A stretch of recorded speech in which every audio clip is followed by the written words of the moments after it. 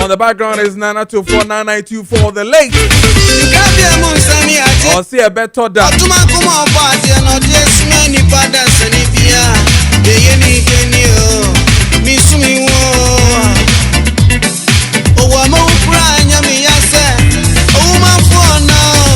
Kessben 92.9.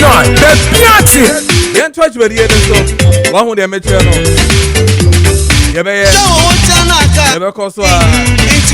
Time check is 43 minutes past the hour of 7 meeting at your man so for Kojo Preko Dankwah. Ya translate to 9:40 near the Jumediano Abba Ewie.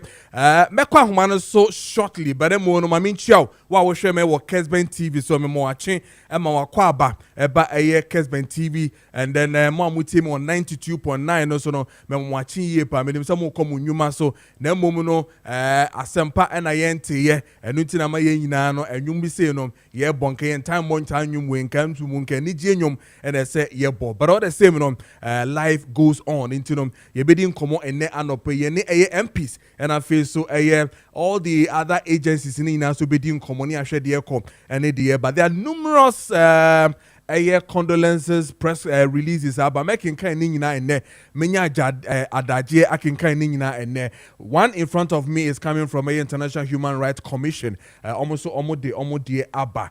And then again, I have another one coming from the Online Publication Association of Ghana, also supporting what the Minister for Communication, de Ababe Tuja, says, no picture sharing, no, as I say, ye Hussein, ye say, any fate bit me, hu and come. But ye ne online publications for no be din come because if and yet and net dear na ban minister can. There are numerous publications online for Nankasa Aya.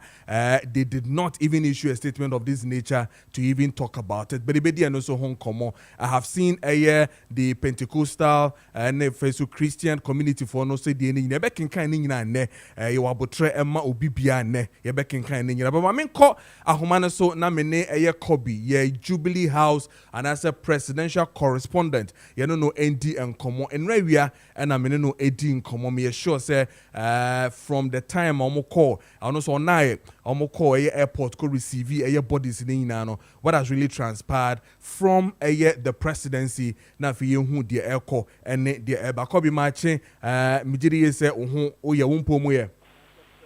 That's all major so young don't wait Yeah, the radia say minim sa won na ye nyina ye na but be she ye ho den na ye adwuma no se ne se ne fata and right area na me no edi nkom I'm sure and you may know so know there was a follow up coming from you from the Jubilee House yesterday and right the body no efi airport Kumasi airport e be do Accra na bodies you know we're all watching on TV live na omo emu no efi your friend is saying plane him at the airbar and all that. What has been the update so far from Jubilee House?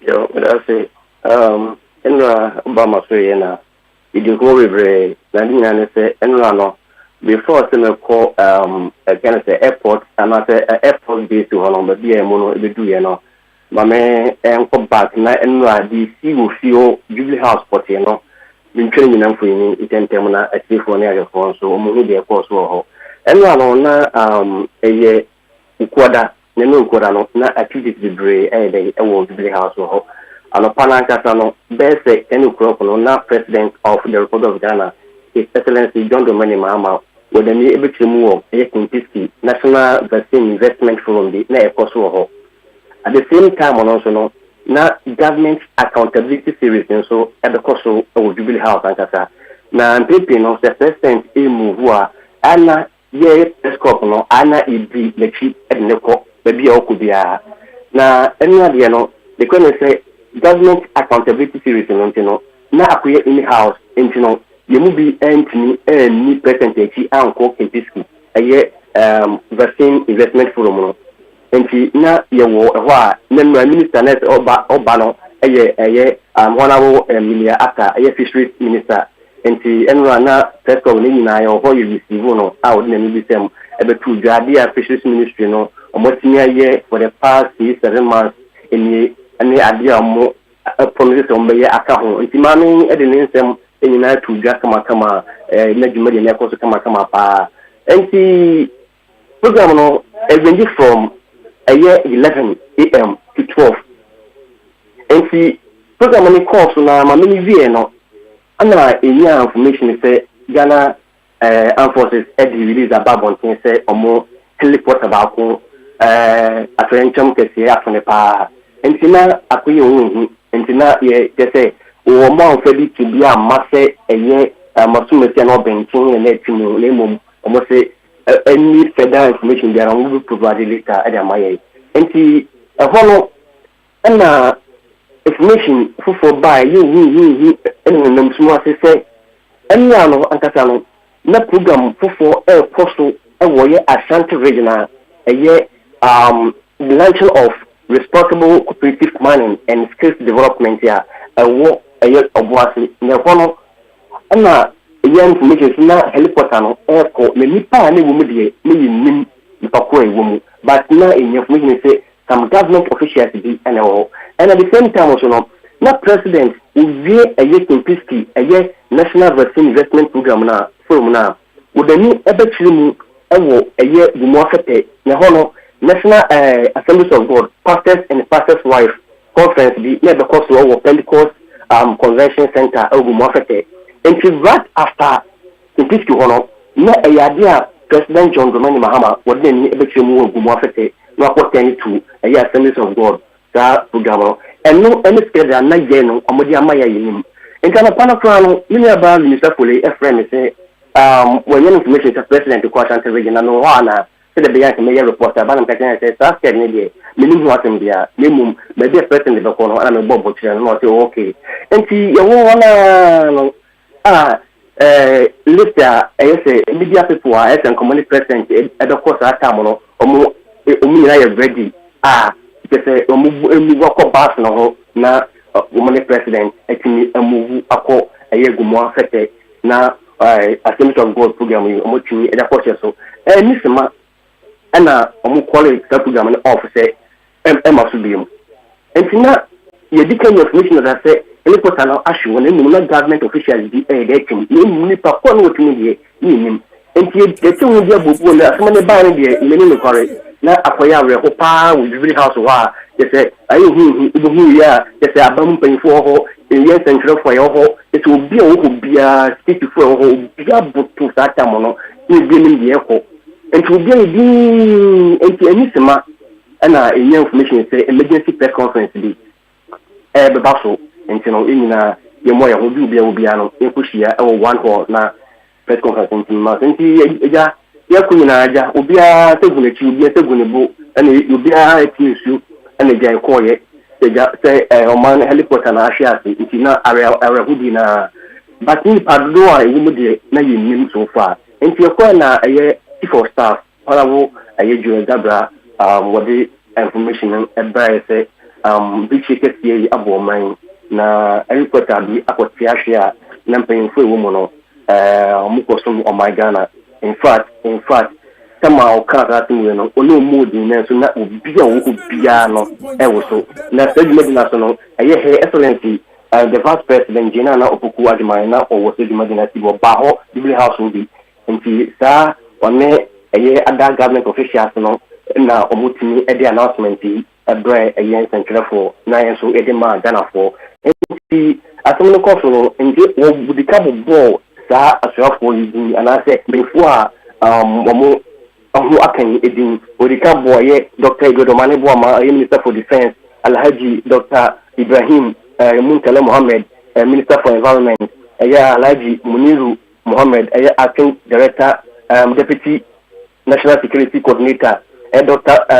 Samuel Sapon Vice Chairman NDC after obo Mr. Samuel Abuaji former parliamentary candidate after military for na woman na security officers na woman Scotland leader Peter Anala after Manin Chum Ampadu flying officer and Sergeant NS Ado dan ipa 80 state ministers to a woman omuni de na say BCT abomanya what day na December 2 is free the presidency and see what more kind in fact na who akoba o kind dey no be adinira and see say bekaya after chief of staff eka asem ni wie no what day ni brief ni ba wie no and Chibiana producer Richie Efremia Namia that the share report on me in my ultimate and not shit the crowd with me. No Manaka Crumpo, so Cassin San Canela, Melindian Kai. If you say, not Ubiara, won't you ma,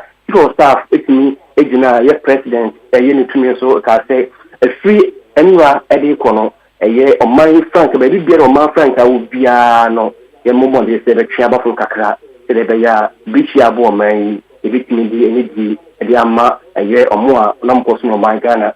Now, said the Kafra, Domoka will be also only say Ghana, a General. And after that, no, ye more SPCA media, no more PA, Abonto, Anna, Chief of Staff, Vice President, a year, other government officials will be about one, more a hoodie meeting. And Chibiana, this is our friend, or friend, I saw the kind of say, or more money actually, baby, no more Pia wanting, a year, a delegation. Led by the Vice President, General Kukwadman, and I feel so a Chief of Staff, only actually obeyed the baby code him.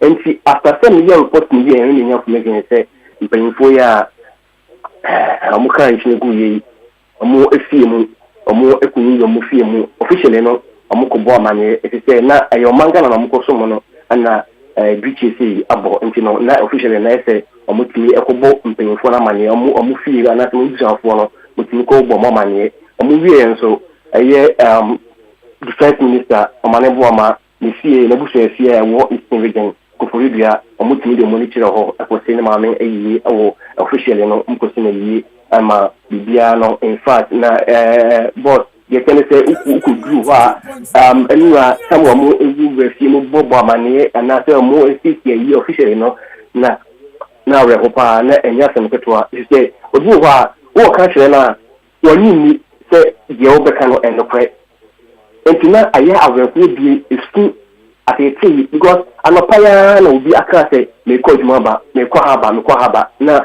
ubeka kire say nipa ko no koye no sina akoba na awe hopa enti ye vice president ni honorable chief of staff the zebra amutini LED delegation no eko mpanyinfo nyina mu fie etimi ko bobo amane enti na mo so amaye minister for health eye kwabana minta kando mutimi de eye momane bu ama former defense minister ni maame etimi ba eye Greater Accra say bebi maame no nti na aduno so mu dia no kwa ho ba ha de nti mo ba ba ga de be supporting kakra e woni impomudi mu nti maame no a delegation point Koforidua no amode maame no e ba Greater Accra na mpanyinfo na ba no omo anna and many na omodo monitor mu Air Force base amko receive body no nipa mako and what share and mu free mu no in fact enra enumre no so woni ni kwatan pache na we hopa entene ko twemu Air Force base na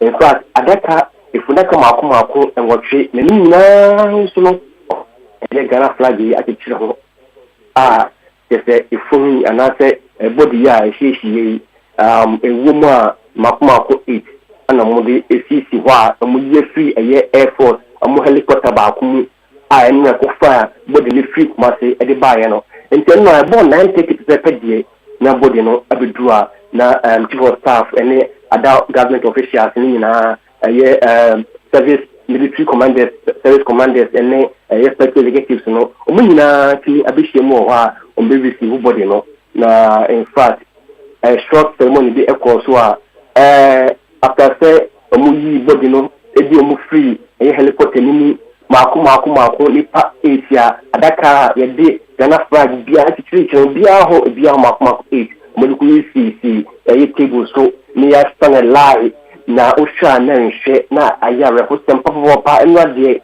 atemkese na to ma Ghana na awe ho people do not want to say you bush it, you who now was so again. So, Unishaka, Ukradia, and quite intimate. I asked for company for any lemon company for the moment a bomb pie, ama, Mama body so Eddie, body no echo mug. Mene, and let the shame me say, almost information I say, because I'll say, body no. Won't and the defining, and let a beer some test be because we didn't test be because I'm much identify say e be assume say no bentin the body ni assume say no bentin no body ni ansa na omohu ji say e wo but so sha na eye inu kemofo ni ene wuma omo no nse omo to the mo she ti no e bia ene a ko prima nyimre ni wo tena de bibi bitina ye wano ama mutimi akosie saa o enti she bia she dan ya ma mu a krese ne anopai ewie anase anyimre omutimi akosie saa emu no enti no so fa ne de bodin ne awo ewie ne true mod a yese ye hwe ni me say information that ba enti na mota so enti enu anyimre no eye His Excellency John Dramani Mahama onam eye the government communication minister so eye Felix Kwati Ofosu ede eye release ba abontia o trese free enna no ene ko pem na o twa wie ati bi e wo eye Jubilee House bia na na say gas can say if you hu na o twa ni na sensen nti ne o manu dwumadi e say because so ati bi e say because so ni nyina o twa sensen yemfa instu emi areho ama yenia mo nwotwe enura ya kofia ntoata umunyina efri mu no enti so far ne die mitima ka tell say areho kese na abo omanga na areho pa udo ni bepi mu bibi ha sanopa ya aye din ati bia nchara ko so ha aye din areho pa enti so far no most mitima ka say me to form na information bia wo no anasa tindia wo no memma achifo anyadefo omo aso ensi e wo ho me dia ho ma ne bo be brefo na hwefo so kobi ye da se bransa na obekọ no ma membisa as of ndra besi eye anopei wani etwa eye omampanyi so ana free enra the pem enanopei His Excellency John Dramani Mahama manager ensheno so okay memom information na inyane se enam se arefuo enisu acheno so mantino yimadi bi akosu bia no oyini mpabo akese ache the vice president and the chief of staff honorable Debra now onu mo mankasa die won tu onu mutu won kasa ye won ka hwe esu kwa ni areho esu ni areho kwa ni sanu kasa die o wona kasa kasa ni fia odi areho enya se nketo akra ewo asema atemkesia to Ghana and Radai. Okay. There was a news report to say yetete fit in Dra, but I couldn't really check from your end because Nandra we the issue said nanke so or no man penny no nanke say or no so etunenai eko eye obwase hobi no cresa. The thing say what the program really can scare family ma ono. Na as the message of God pastors and pastors wife convention na ekoso no. Launching of the responsible cooperative man na ekoso awo boato no ekokrashe. Okay. Enti otusu Assembly of God no enti no na media e bi na chidi na ko na emum oboato ye ndie na media bi information fa ho say president edoko. Okay. Enti the CNO when information say atwentum say yes no eno na o suspend the more affected ye Assembly of God ye no wan kokora wan ko biem. Enti na information na media ni say aye gumo affected no ana nanka ye de ko be dinachi na ko na emum aye oboato ne de information bi amma media say person go ko oboato ntino ye be dinachi na ko. Okay. Enti amane bo ho no. Okay, Kobi, yeah, say you best sound bound champion since what Jubilee House, as and when be better for more horse no amaya swate. That's it. You have to form a mighty for life for us. Yes, yeah, that's it. Kobi, and you know 18 common no yeah Jubilee House and as a presidential correspondent, Emma Kessben Media Group, and I know AD and Komose no straight from Jubilee House, and you know AD and Komose now or text messages, WhatsApp messages in your making kind na amount na yes so ya twice, but I told you say too many condolence messages in Kwan and but I have one from Ghana Pentecostal and then Charismatic Council message of condolence to the bereaved families, government and the people of Ghana. Dear and about to my name is and almost say Yeah, the Ghana Pentecostal and Charismatic Council, under the chairmanship of Apostle Eric Nyameche, is saddened to learn the tragic crash of a Ghana Armed Forces helicopter Z9 in Adanse in the Ashanti region. The GPCC is deeply saddened to learn that the crash, very unfortunate, claimed the lives of 8 distinguished individuals, including 2 ministers and 2 ministers of state and 6 others esteemed members of the current government and dedicated public servants. Our heartfelt condolence says to go out to the families and loved ones of the deceased. Their commitment to serving our nation, Ghana, and their communities will always be remembered. Our condolences also go to the President of the Republic of Ghana, His Excellency John Dramani Mahama, the government, and the entire nation. Without any shadow of doubt, this is national tragedy and immense loss for their respective families, loved ones, and the entire people of Ghana. Our prayers are with the entire nation during this difficult time. May the cherished memories of those who have bring comfort to their families and loved ones and inspire us all to honor their legacy of service. May their souls rest in peace. Was signed by Apostle Emmanuel N.O. Tete, General Secretary for the Ghana Pentecostal Tete. Okay, so Ghana Pentecostal and Charismatic Council. And now on this side, but our human so my men no ending komo sisi anafi yembra back na yembe share the Apostle Maakye bibia boko there. Namia dom bibia boko na emom no ye wo areho ni ye bi my man phone na yako. Obia yako de yako.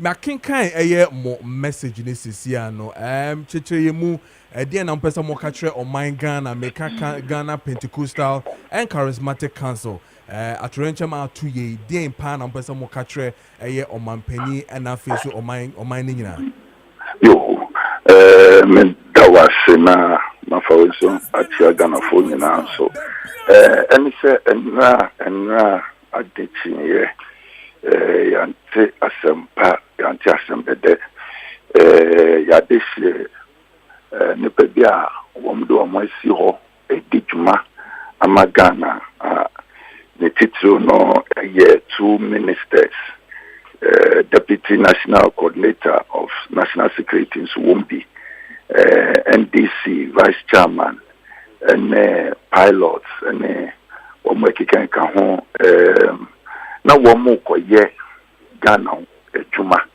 womo efa helicopter UMC bi ayede ko yesi adanse akoye program na womo ankudu na enomu na yenyina akaye many wo ka say president had declared 3 days of mourning say the tribal intino ma me black the government febio bi hu say ye wo yemu na ye pese kanche Ghana fo nyina se yen shedin enya to yen sade ye tumi tiase ye bibia ahaye nyina because ne pa wo mu no ne pa papa ne pa wo mu jo ne pa tese ye di ehwasi ho a ye di djuma ama ye man Ghana we yen kano party asem awohwe ne pano okra bia uhia na ye pese ye kanche mampanin so se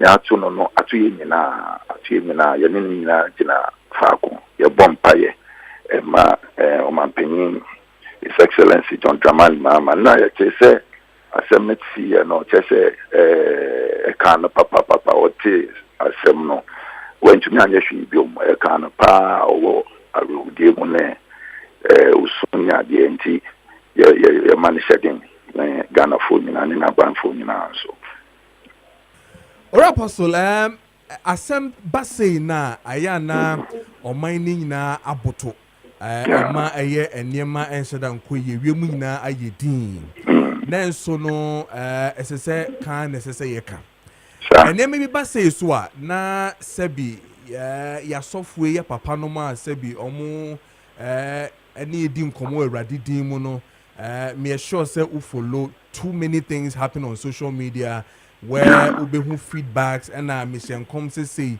and I may say and all that. Sabi, we Penini General Secretary that Ghana Pentecostal name Charismatic Council for knowing. Minim says anime Ebani say ya yanomna ye call social media. Yanomna ye titi say ya software nom ye papa nom ene san komhye ekoko. E dey na obeka kire den ne yenye ye hu bibi say sana. Ye hu bibi sana ye di kan no beka say ye bu ye nguso.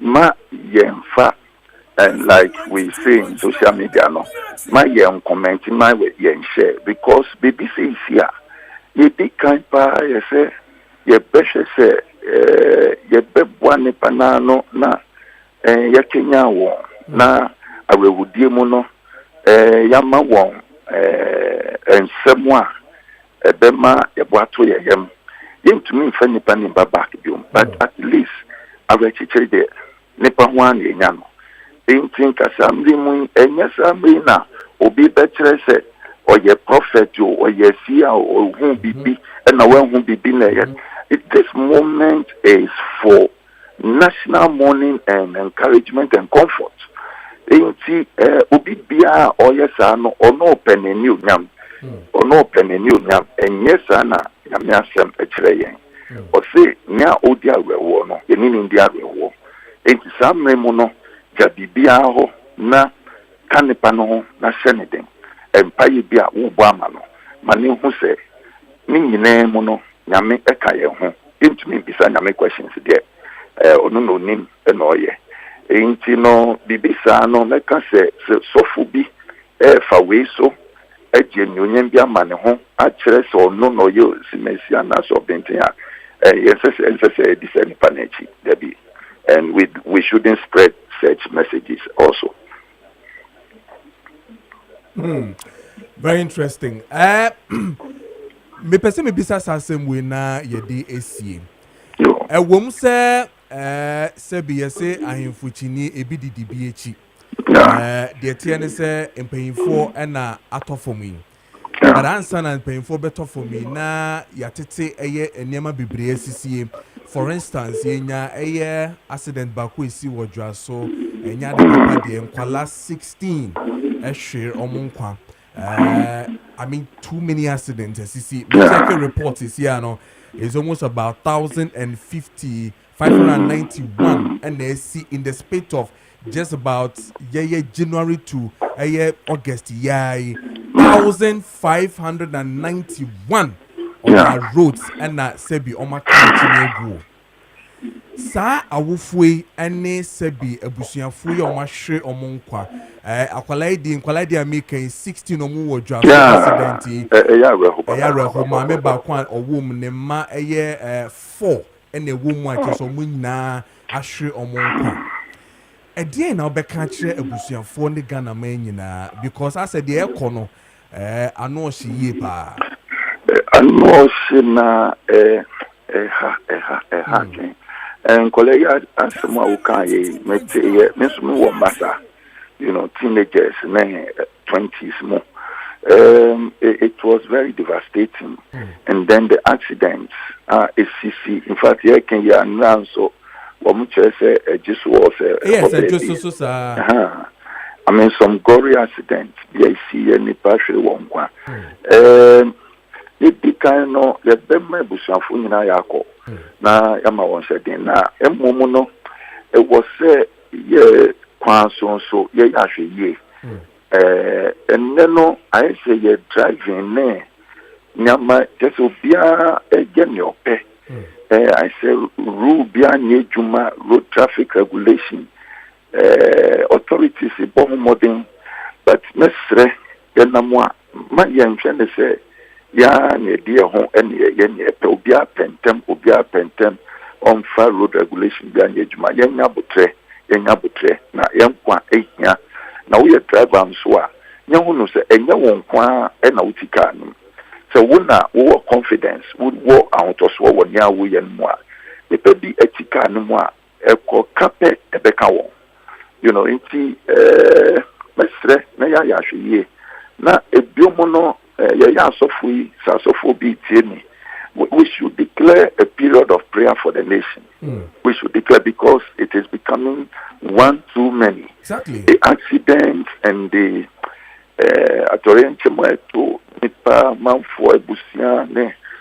it's becoming one too many. We need to really get on our knees. The dark cloud be and they hand you by a country now. Young bonfire na infiho. Yes, Name na or Nuankasa, the Mobro Muno, or Ombejina Momayen, ye Adolson, a yard or Sundodo, a yard or Sinti. Mestre, Yankasa GPCC, we're going to meet, the Executive Council is going to meet Yamia Duma this evening, and we'll discuss a few things now. Yashe, Nyan Stebit, Naye, a war, Nyakukosi. All right. Okay. Apostle, you better say, Erade Enka na we share you soon as Bibiania, Kessben media, you better be Apostle Emmanuel Tete or General Secretary Ghana Pentecostal and Charismatic Council and Yenuno AD and Komono. There are a lot of condolences messages are ever making kind. I have one in front of me right now. I feel a International Human Rights Commission Relief Trust Fund for Omode Abbasisia dated 7th of August 2025. Also on behalf of the World Chair of International Human Rights Commission Relief Trust Fund, His Excellency Dr. Amin Khan, and the Deputy World Chair, His Excellency Ambassador Abu Zain, on my own behalf, Ambassador Dr. Chief Nathaniel Ebo Insako, PhD, Director General of International Human Rights Commission Relief Trust Fund, Africa. We extend our deepest and most heartfelt condolences to the government of Ghana, Republic of Ghana. The tragic helicopter crash on the 6th of August 2025 has plunged our continent into mourning. The confirmed passing of 8 distinguished sons and of Ghana is a loss that transcends borders. That transcends borders. Africa has lost some of her finest sons, comrades, leaders, and warriors of peace and progress. Their departure is not only a national tragedy for Ghana, but a continental wound that shall be felt for generations. To the President of the Republic, their families, and the entire nation, we say, your grief is our grief. We stand with you in sorrow and in prayer. May their souls rest in perfect peace, and may their sacrifice inspire a new wave of unity, service, and resilience across our continent. A continent mourns, a people grieve, but their legacy shall never die. Warm regards, signed by Chief Dr. Nathaniel Ebo Insaku, PhD, Director General, International Human Rights Commission, Africa. Ono so ne die amekin kan ma ono eno na media ma osisia no. And indeed, mekwa homane so na mene General Brigadier last 2 days or so na mene no edi nkomo General Brigadier Nunu Mensa, former National Security Advisor, and so former Chief of Defense Staff, mene no edi nkomo no yababium. This time not the Boku issues, but this time we be doing nkomo after what really had happened to us, that tragedy na yedi ho nkomo sesia no. Brigadier, good morning, Maakye. Bibia boko there. Okay, Radio Adom yeso yeguso enkakra. Yeri nkomo the tiane say enra yanti asem de, and indeed aye asem bia aha aye omani yie pa. Minim hawa wote no boye nkomo wote ne sen enra early in the afternoon, maybe 1-2 o'clock, they'll be me to talk me about the issue. Let me see, mentally exercise, so I couldn't talk on it. They said me just more information about what has happened. You know, it's very hit me very hard to lose such a high number of officials, ministers, and so on. It's quite a painful thing. But it wasn't. I mean, we've had these tragedies over the years. Many of them outside Ghana. In Ghana, this is a very big one we've had, and it shook me quite a bit. In the military, you don't really worry about taking this risk. Flying is a risky thing. In fact, in Nigeria, even traveling by road, it's a risky thing. You can die on the road. But yet, it's not that you didn't say it's risky because it's on a line of duty. We don't think like that. But when it happened yesterday, when I look at the characters involved, these were ministers, I was wondering whether even any other top people were involved. But listen, I was very shocked, that this thing had happened. So we must be dreaming as a nation. I mean, it's something that doesn't happen, ever so often. Once it happens, it hits you. And, at my age, as people that as you grow older, these pains don't stop. I mean, they seem to be easing. Then as you get out of the former previous one, the other one hits you. And this has been going on for the past almost 90 years of my life. So it's quite a painful thing to remember that we lost all these fine people.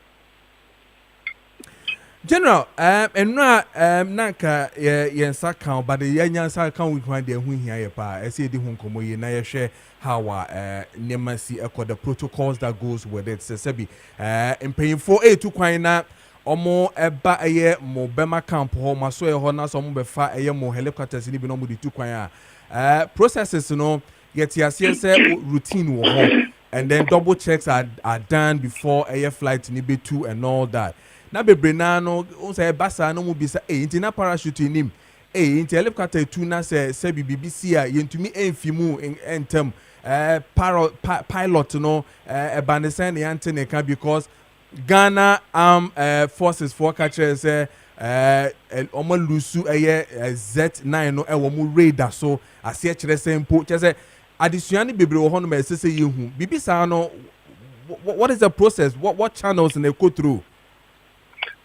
It's not like me. We have three armed services. We have the Army, the Navy, and the Air Force.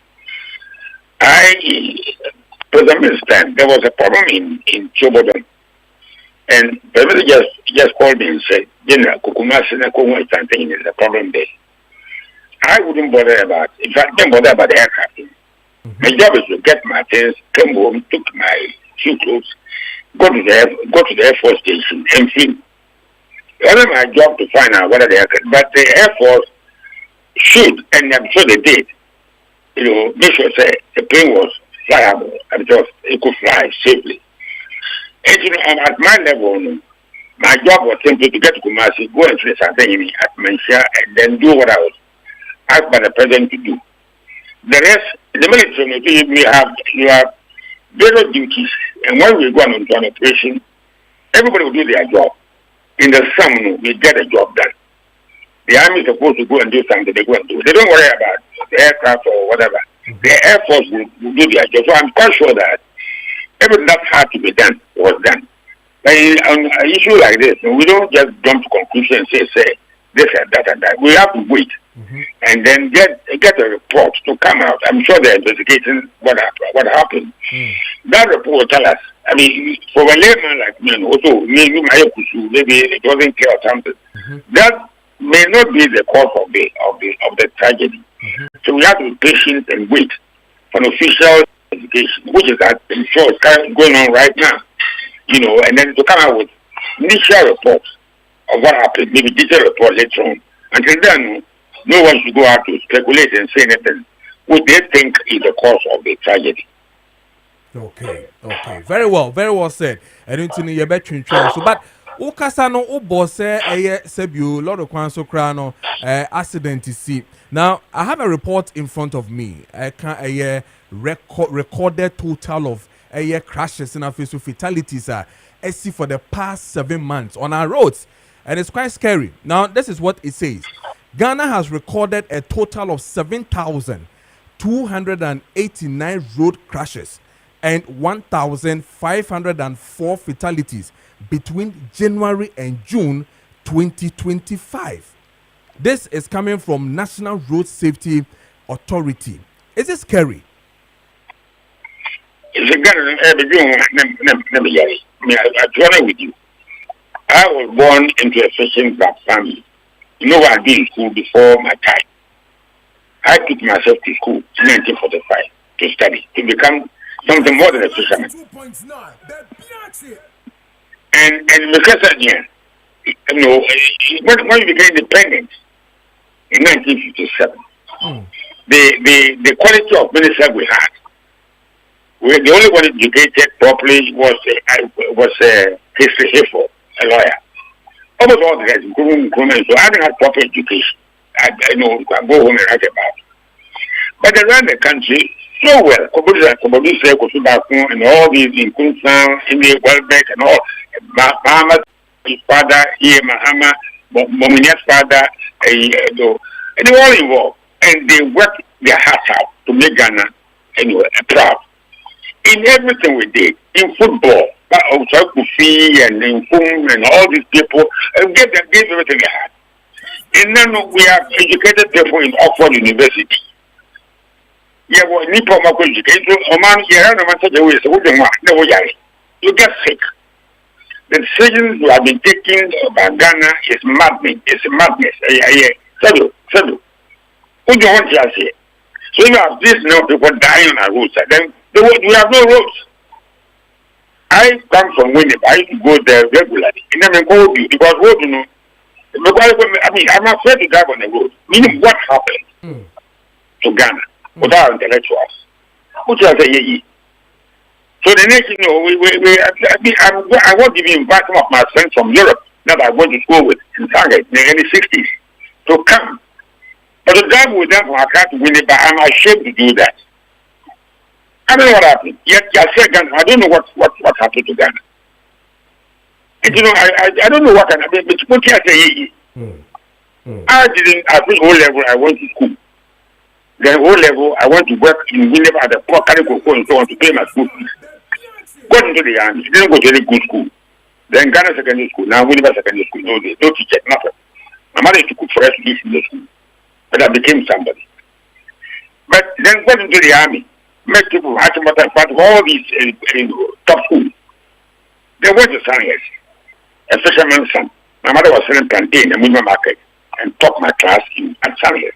Went to school with King Hussein and all those big names, Gaddafi and so on.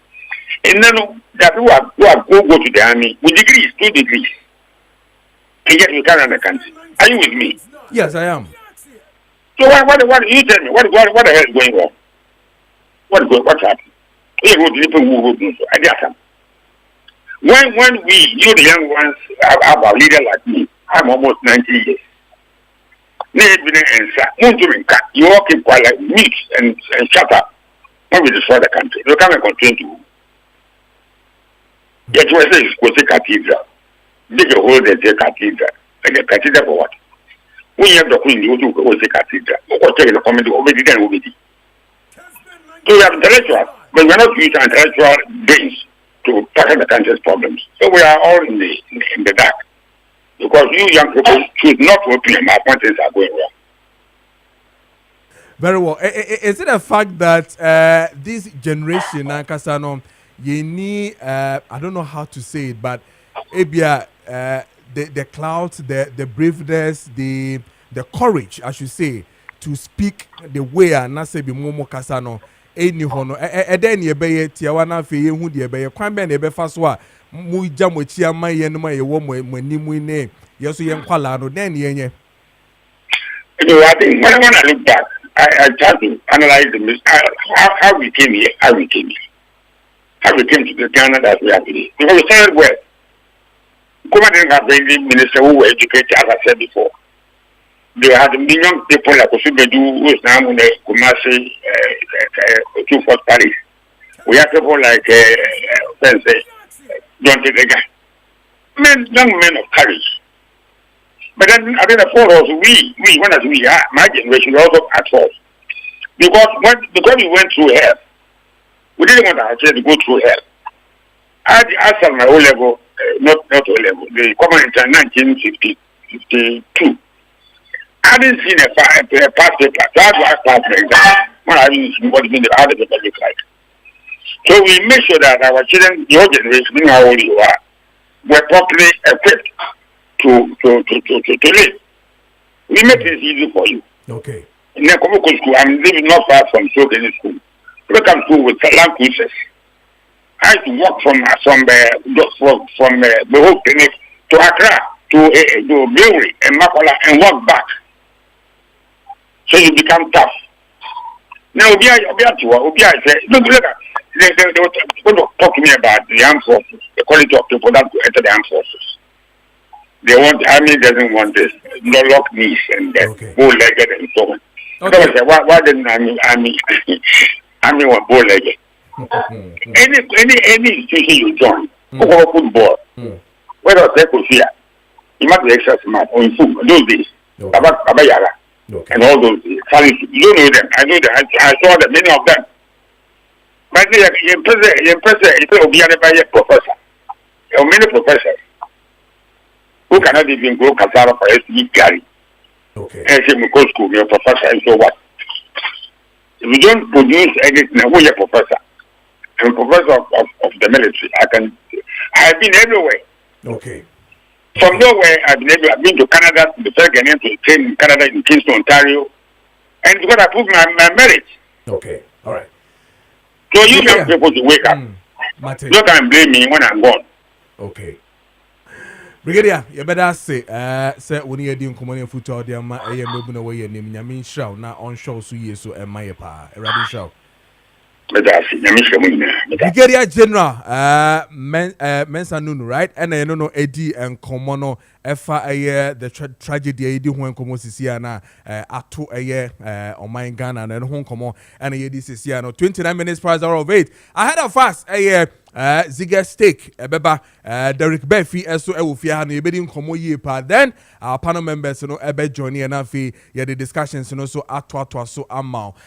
Of course, discussion Afi, so Ziga Steak is brought to you by Doc, Chaco, Powder, and I did a bray, DOK, Doc. And I did ever bray, but I'm saying no, many a year in boost. Police in police in for ending common. Na ye boost your immune system no. Na ye boost to ye beba near baby din common.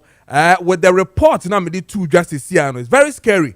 7,289 road crashes, and then fatalities. A woman here 1,504 as we speak. Just January to June. Na sakra na COVID fire and Quebec is saying when you check it's a warm quine so now it's very appalling. It is a disaster now.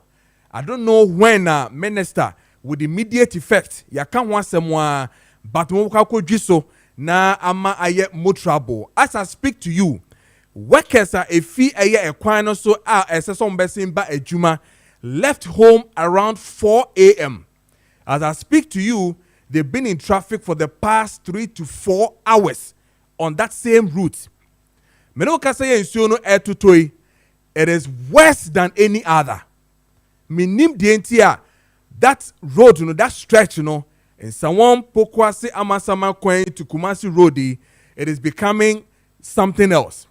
Now, very interesting thing. As somebody the awareness here can General Kache say we should be bold to be talking. Sankeye nanka no pay. Menka se NC, but yenya VAT bia openyi bitim oye minister anasa deputy ana office of the president ekofa ho ena ne car no emuni ye anasa ne tie paye eno de ko share edan bi mu dia. I am pretty sure that as we speak anka ento ankosi anwumre die ye ba bedwi kwan no so. It is unfair to the ordinary citizen, the tax payer, say obefa eyesa or how we mu for a long time. Ye bon de ro, ye kan wansem, but obia enfi. Ye train ena BBSC. Hwe nipa sebi omasho mu kon wo sa kwan we so amaken. Maybe a kan 7,289 no, and so yama half mast. Among for cars are essay, private cars are essay, a year caught a boso kind. Move your massage tax. Among for a jari in shoto eponanka dust no aba from kakra. But answer na dust in a beba from Ukrano. Among for monam sa kwano so Ghanaian citizens. I want to say on my Ghanemu a bre. You're the year of roads, you're the year of this, you're the express road, you're the so and so. Yet we see nothing serious happening on our roads. And it is scary for me to even see 12,000 354 vehicles were involved in various accidents during the 6-month period, resulting to injuries of 8,300 individuals. Why? 8,000. This is a national disaster. This we call a national disaster. So what? Yeah, but the point is that can say ni. Yeah, comparison now. Not why you're careful because sebi ebusuan force wom. But me someone who they make no comparing 8,000 modern hospitals is here. Ebi na ye cha. Obi ni ti. Obi ni spine. Ono no ye a friend is a breadwinner. Emma ni fie. Se me no ka say because of the accident. On to me share. Again the busian phobium wakafie obesresre or the hospital for the past how many months when they 2 years hospital bill no and ya buying. But if we have this 8,300 injuries, if we have 12,354 vehicles having accidents, if we should have 7,289 road crashes, Sebi amafo Christ 1,504. This is a national disaster, and we're sitting aloof, thinking, say, yeah, BB. This is not politics, my brother, my sister. Yen can't show mo. Ne mo muntia se said yomo yeno enye emo man ye wu. Check on our roads. Road markings in our paper. Check from N1. Check from Medina, N1 soba. Cars in Movia. Na ushe senior car obi to me a road be lame when you are bona bang. No one samba back because road markings in a paper. And it is not today. Common paint. And no cross yenya. And road marking not to ensure that people will stay in their lane. Check it. La passe kwano so ekop malam bawe. Check. Marking in our paper. And you say we are in government. We say we had the previous government touting we had roads. I make a fine boostemra. Na mi boosti mi hu wi a. Derek Befi etifi ha or te a studio ha. And I say so the manifestos e wo fie ha no ye bedi enkomo ye pa. Meba yentie imbus. Na fi okay, so before I make a imbus hokra no check mo wo social media Kessben TV and I feel so Kessben 92.9 mon check friend saying mon ko host here na mon ko hwade look at Kumasi kwan ya make ho asemi she such a muddy road na ni oman citizen ye the private car ye to your tax it takes you 2 to 3 hours to pass through a simple road. How dangerous it is for one Kasawu citizens. I will say Uruliomo. Then we are happy to come and tout. Yeah, one year of roads from how many years? 8 years. We are back again to another 4 years, and we are talking about roads and roads and roads. Shekwan pa nipa FM ekofie ebe juma. Eba beye ejuma or ministries eba ye ejuma ma be private ejuma no will do office by 9 ne ya pamono no will do office by 9 ne ya query no all because ye nye kwan ni wieye all because the road is bad. Shekumasi insa won pokwase kwan ya bosso. See, it is more than a disaster. It's not fair. It yet to me nye bibia amfa ho ana. Even before contractor and Baswana. 37 minutes past the hour of 8. Yanko na yene imbu standing komo yeba. Imrante na tenasi bidding komo. Then we'll have a year yen paying for SR betenasi na yedin komo. Imbus ye imbu si ye hwen. Ya wusiafo no pansi yenda mo asena ya mama kwa babie mum rafidi kase yisu nim say sharp herbs de yetina sese ya pomde ho nsem na ye de brewo ma pomde ho nsem no eda yakoma so pa Dr. Steven Yako Sharp officer 1 na wasawo ye mem ha chese odi ni dwuma se police ni nanso nyakopon hwe ne do na koma panti ode odom papa bi adom no se onfanye imboost herbal mixture ye sanoma ne se police ni na dro no papa chese nipa ho asema na se nipa ho do na koma so pa eno nti ubehwa edro imboost herbal mixture no enoma eye no edo so pa na so ebo no ma na da form kra pese obi a etumi etobi se uye sikani se bi uye wiemfo obi a etumi atobi na aboa am yetimi a woso nyare wanyina egu ye number se didi juma ebi enkomo ya ni ubedi na assemble kire wadwen so ebre ni nti wuntimi mbonwura mu bi ana pese woni Dr. Steven Yako Sharp di nkomo one modro ni bi wose testimony no frɛ no na aka kire ne sa e hye ni nkran pa nti me pa chow obefrɛ doctor e wo 0246 208496 0246 208496 eno Dr. Steven Yako Sharp officer 1 number eno no ebiso na pedro ndodo etu o akra ha ne mpata mu dia obefrɛ Dr. Robert e wo 0540 71 01 13 0540 71 01 13 eno numbers are offering ye dia drondo sopo abegu shop ho na watumi aton san se imboost die odom na oso nti se bi eni shop ho ya na ma sales no kran tumi enko nanim eno nti so bie pharmacy herbal shop drugstore da wunyanya imboostable mixture na wo yaka etri kakra eno nti me do me pacho frase pebisesi a me pese obi beba na se afi na me kofa bi wa di asanso tutumrika ko kan shi drug lane herbal shops akese ne nketu anyina ebi wo mu Ekus pharmacy wa Shaman widama so wa Shaman ho atemana na boache wo ho e na afin so kaso air tribe of Judah AK Heba e wo teshi gono school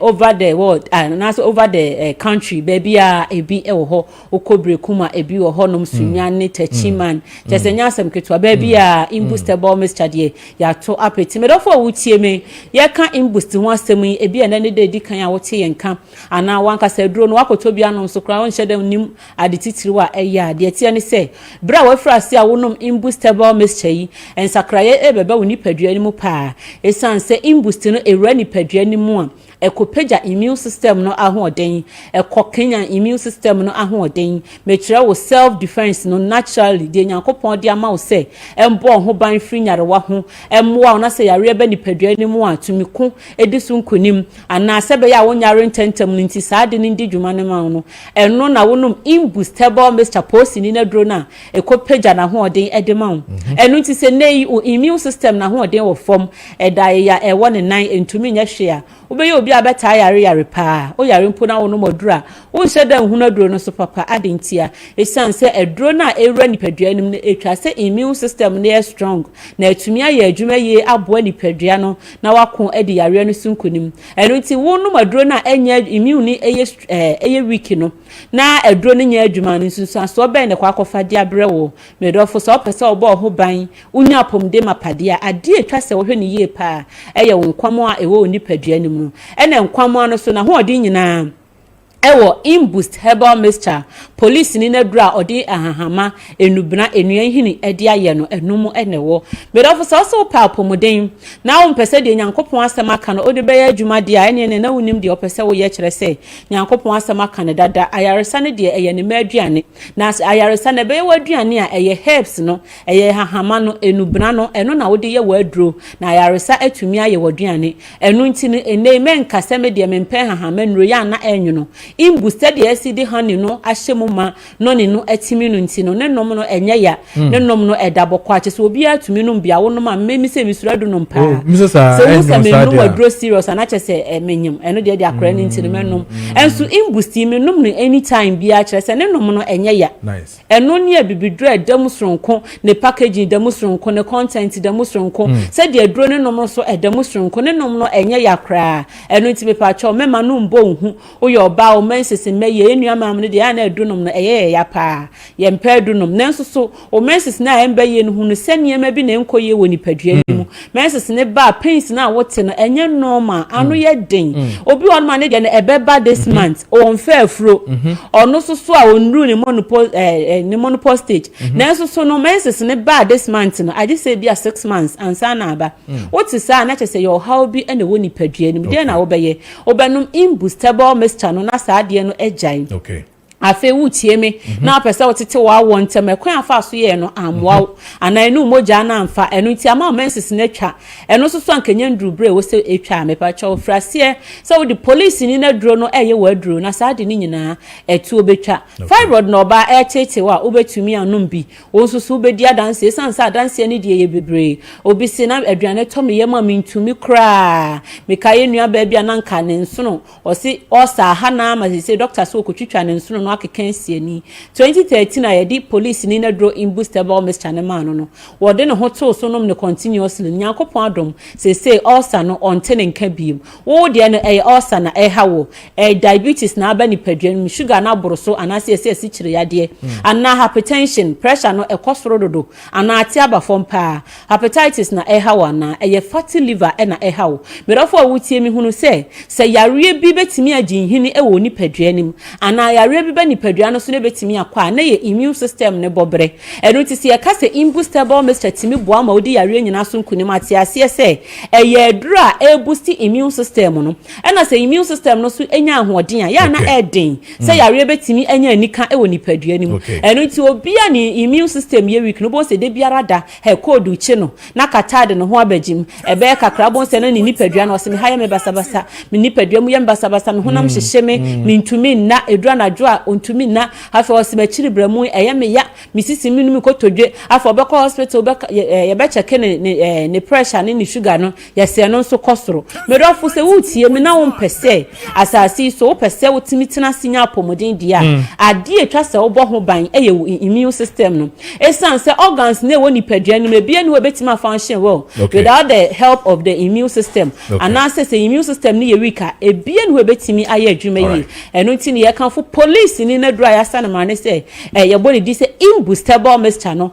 di ama so wona ase na tatai onsa na ye titiriti wakoma na ye bo periperi ana malaria ta che opa nso tutoyin tontom na ba kakra bi ba akopa bi ka wa na oda hode a ene police ni na duro no eno na ye kan fo di ama wo enche na me de ma no si me nua me ma mo se me ntum mo fose nya na sa me ba no man ka mo asema me ntumi kra adentia enema na aba no ho chese die se bi mpredua se ho si ye de na ye pedie mo odin no wan hweye na so how bi ba nipadua nim na se ema wo sexual wo ye weak na wo si wo mekototo ne ma bi spray ba na ho de akoya adwuma wan hweye kwakofa akoma ya de abrew obi aka oba so wawu aka oba so obi so ejina so sa wo ye wie na ejina so sa ye na akoya ne se adwuma enumja ye se adwuni wie kwade na sei ntumi nya adwuma biem ni nyina ye sebi aphrodisiac nru a ye nonom se ye de befa ma me pa cho imboost die wo ye be ma na wonum bia eboa ayi stress a ma wa ye weak na firi ho eboa ayi phlegms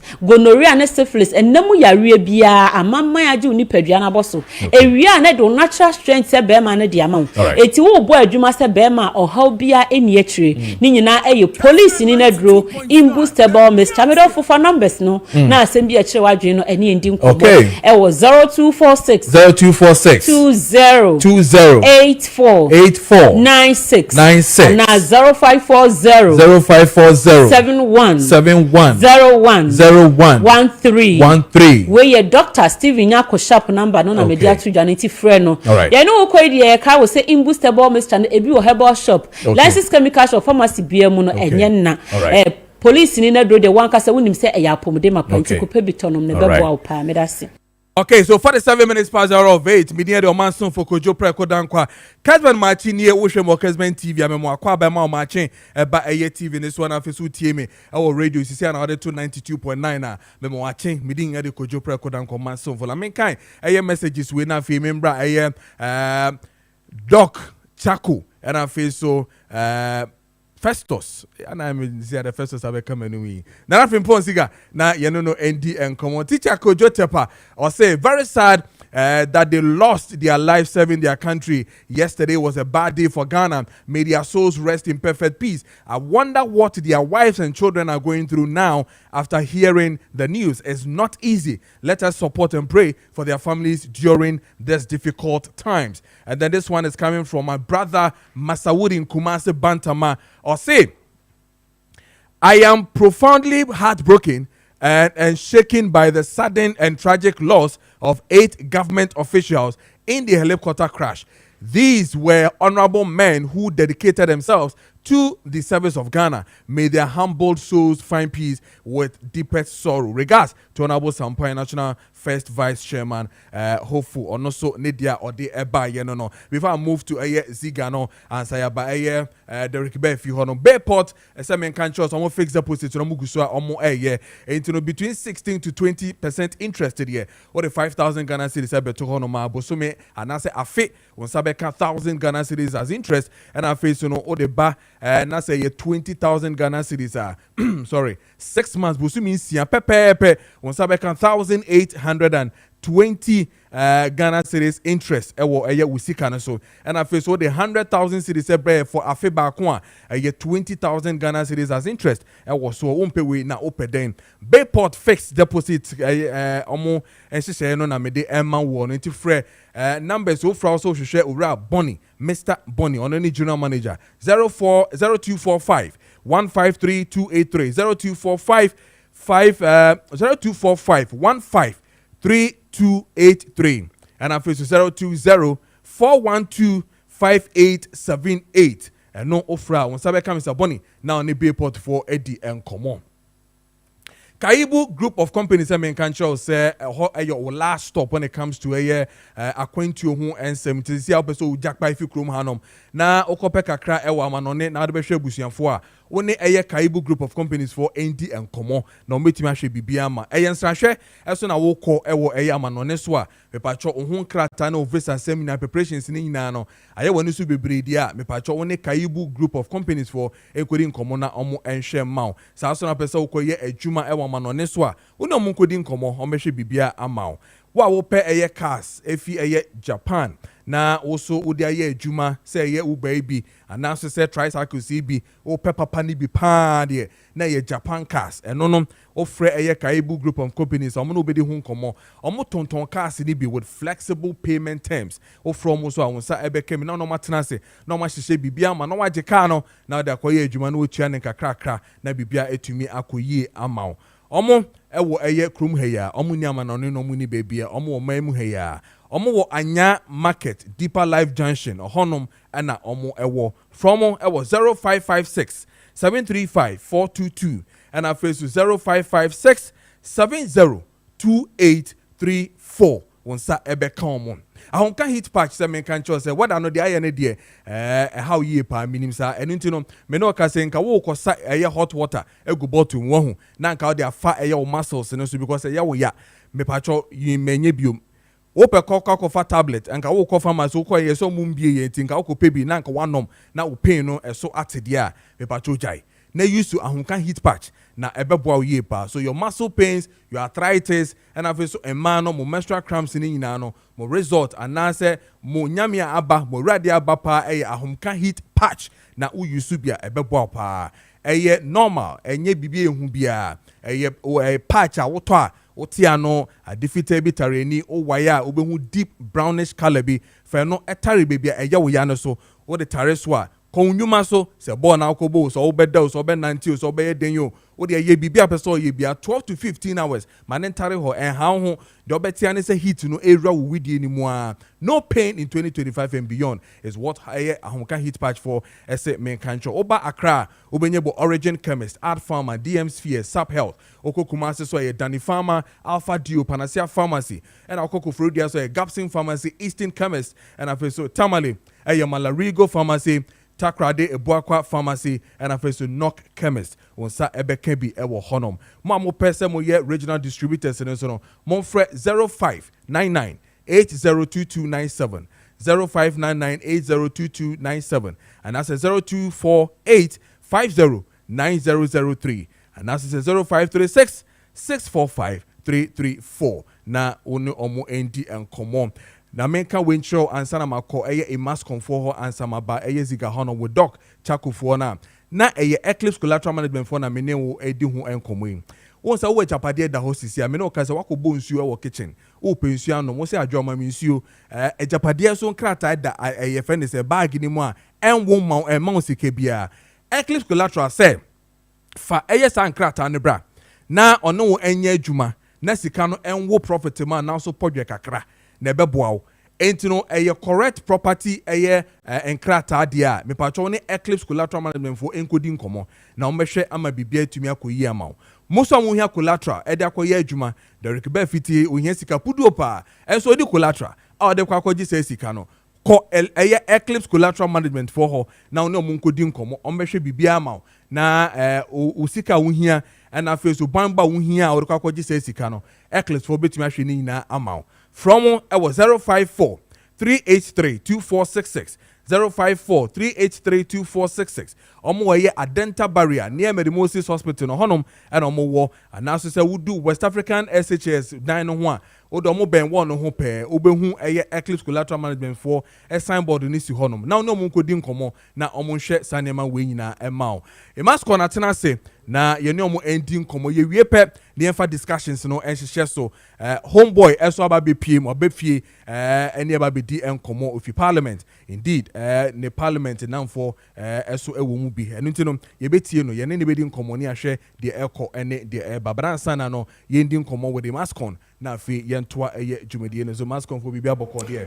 nyame adon bibia bokọ minia ye de rade so ase kakrakra ye guso a sa ne tie yenko awerho na abanse be ne dey ni asem no yo yenko Ebusian for yemfa encha sonko emfree Imascon Estate Ghana Limited aso ye na baby biada wo hye yen ene baby biada wo tie yen ena no pewa fidi kase mienu so no yemfa sancha sonkun emrew de bia ye de ye ba ne asa bompa ye e de atawachi ebra ya chia wo awie yempa bo nyina ne se nyankopon wonto nkwanem na afei wonto nsem emesika kase emrew nsem sade be ya wonso obetimi ato asase pa no wapeja eden bi so na wo house nko a wo ne wabusuamu na mu e wo dan amo han mu atete ene ade ni nyina etu obetimi atwa eno nti yaye ni sei awie no na ye nsase papa ye wo no eno nkomobo ena no pe ye ka tro se nyabotre enya agwa bi tran so na ye ni nkomo sade be ya ebeboa na wo nso ye nsase pa ye beka wansama trem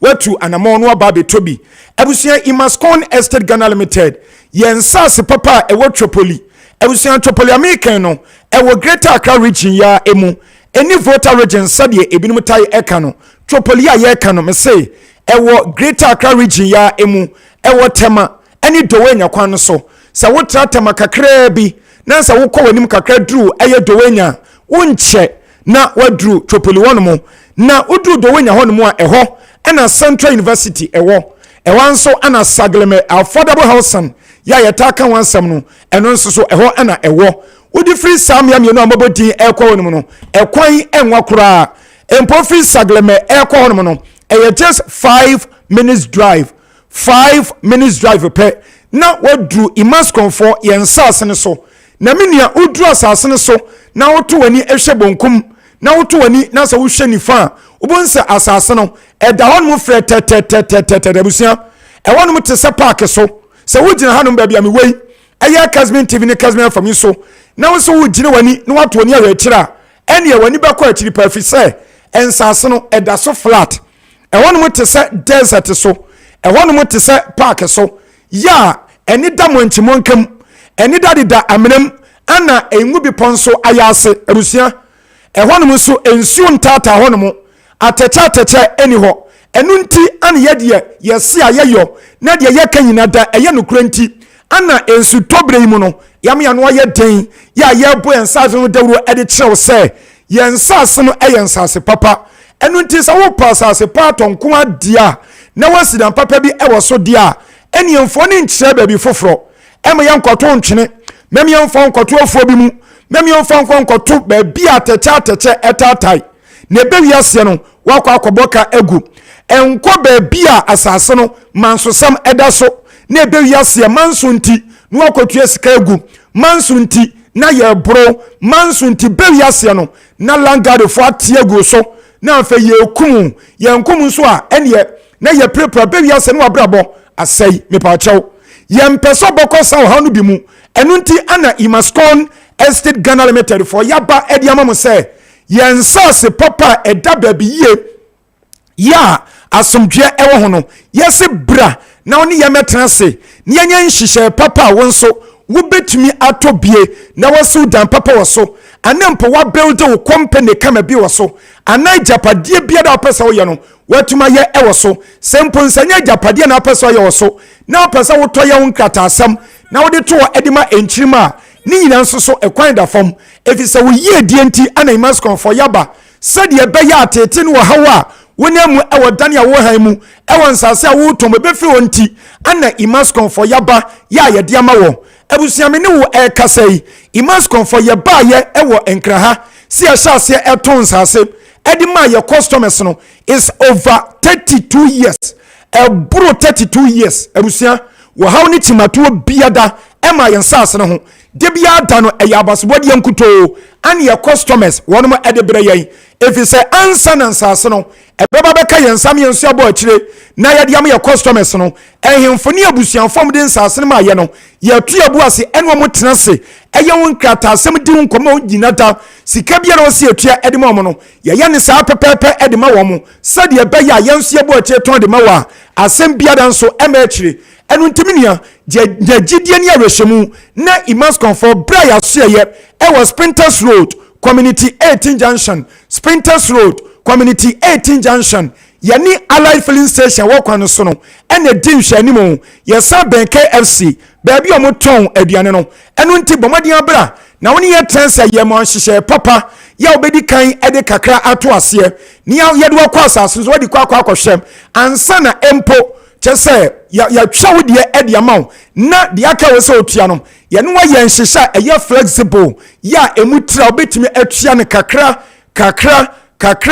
ama ho ato kopem se ebra ye no nyina transa hye no saa bra no so ebeso na won so atimi atua wie ama bia kama ebra ye di asase me ope no ye botai na so obehye ase na waye so adwuma ebusa wo de agie no masim na de aka memfa ento awo so ye no ma edikan no eye 0553 838 730 0553 838 730 and 0209 155 437 0209 155 437 abusia frem ofra ene adwumafo ne aye krado mpanufo nya wo ho wan be fa sabra meka sem Fidelia wa ye krado obefa no wadi nkomo sanso ana obapa Lydia wo mso aye krado wo no bedi nkomo na de ekobia do bisa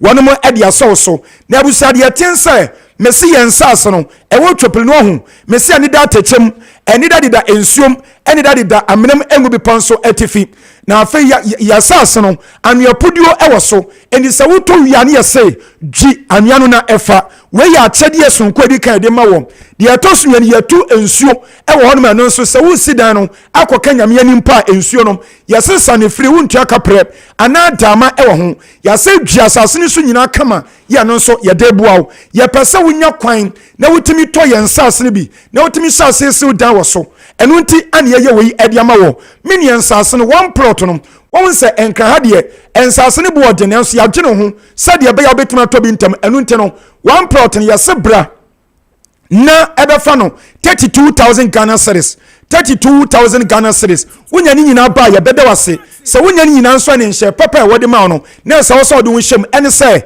32,000 cedis for one plot no ye se de kan fa emu 8,000 Ghana cedis 8,000 cedis ebeto ase na wode 8,000 to ase de wo kwa asase ne so ye kwato wode e de ma wo ye ma wo kwansa hyase se udan ana ye de opese wo ye ne ewo so na 24,000 na ebeka no ewusia 24,000 no ya de bosom mako 24 ya so keka boma eye 2 years ewusia enya bosom kasam enya trosam 2 years no eye no kre yes asere be mu beda ho amaw no watimi atobi enti 24 months 2 years no ase chensa bosumi bia no 1000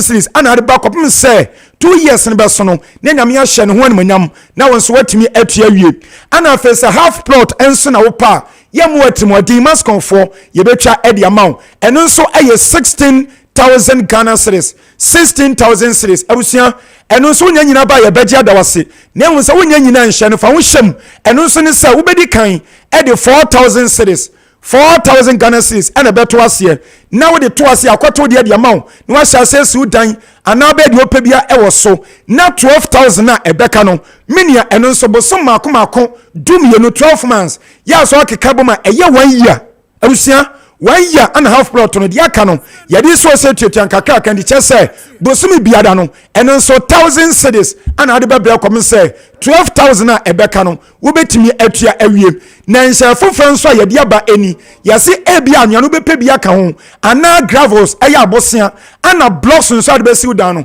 ebia na ho sika na enso ye ebia na beja asase na to amakɔ ha edi amaw enu nti ye de package nice edi aba de amaw say enu nso brana ne ye metena se enye ho enhyehyeye na yemfa saa ne omen emaw eye abo gravels no afa blocks ana anua no ne di ka fa kakra bi to ase na dia ka no so ye dia ma wogu so wusiw dan no na eno so watua ne kakra ka menia wo bia no tonsa so Ghana ha wo be ya de fefe wei e dia ma wo e di se Imascon Estate Ghana Limited for nkwa eno nti we tira kwan ye office no e was Sprinters Road Community 18 Junction Sprinters Road Community 18 Junction yani Allied Filling Station wo kwan so ena edi enhwanimu ye sa ben KFC baby a yeton aduane no de ye ka nyina da rusia ye nsase eno ana ye de agu Kessben TV so bra na be hye ebe de amanfo eko ebra ye duru ne ye nsase nsa de sitie no ni nyina na ye de ato ebra na be hye na nso di wa dance ne susu for land promotion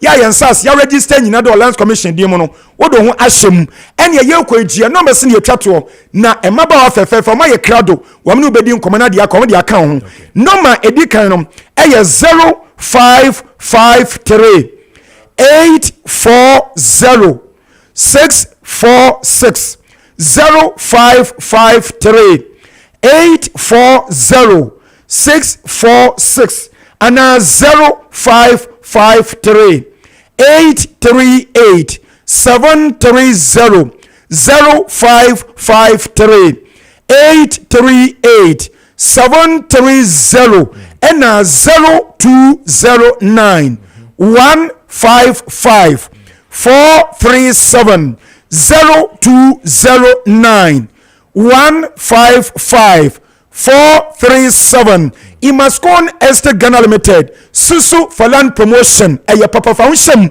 beto asase nanso enya kwansu dan transo onyankopon somdwe enkam nyina yeda ase yes so yeda ase bebre 5 minutes past the hour of 9 now. This one is coming from Kweku Eric Kweku Bwedi Patriotic Voice. Beche, my condolences to the families of those who just perished in the helicopter crash. May their souls rest in peace. Ghana is mourning 8 gallant citizens who lost their lives in service to Mother Ghana. God knows best. Regards to Kessben John Bwedu, Obatampa Mebisawa Kumsen, Mr. Ose Collins, Executive Director, Save Our Environment Foundation for and also Ena Omo Edeba and Eric Kweku. Good morning. Now it's the turn of Zika, bringing you Zika Stick, brought to you by Doc Activated Charcoal. Doc Activated Charcoal. DOK.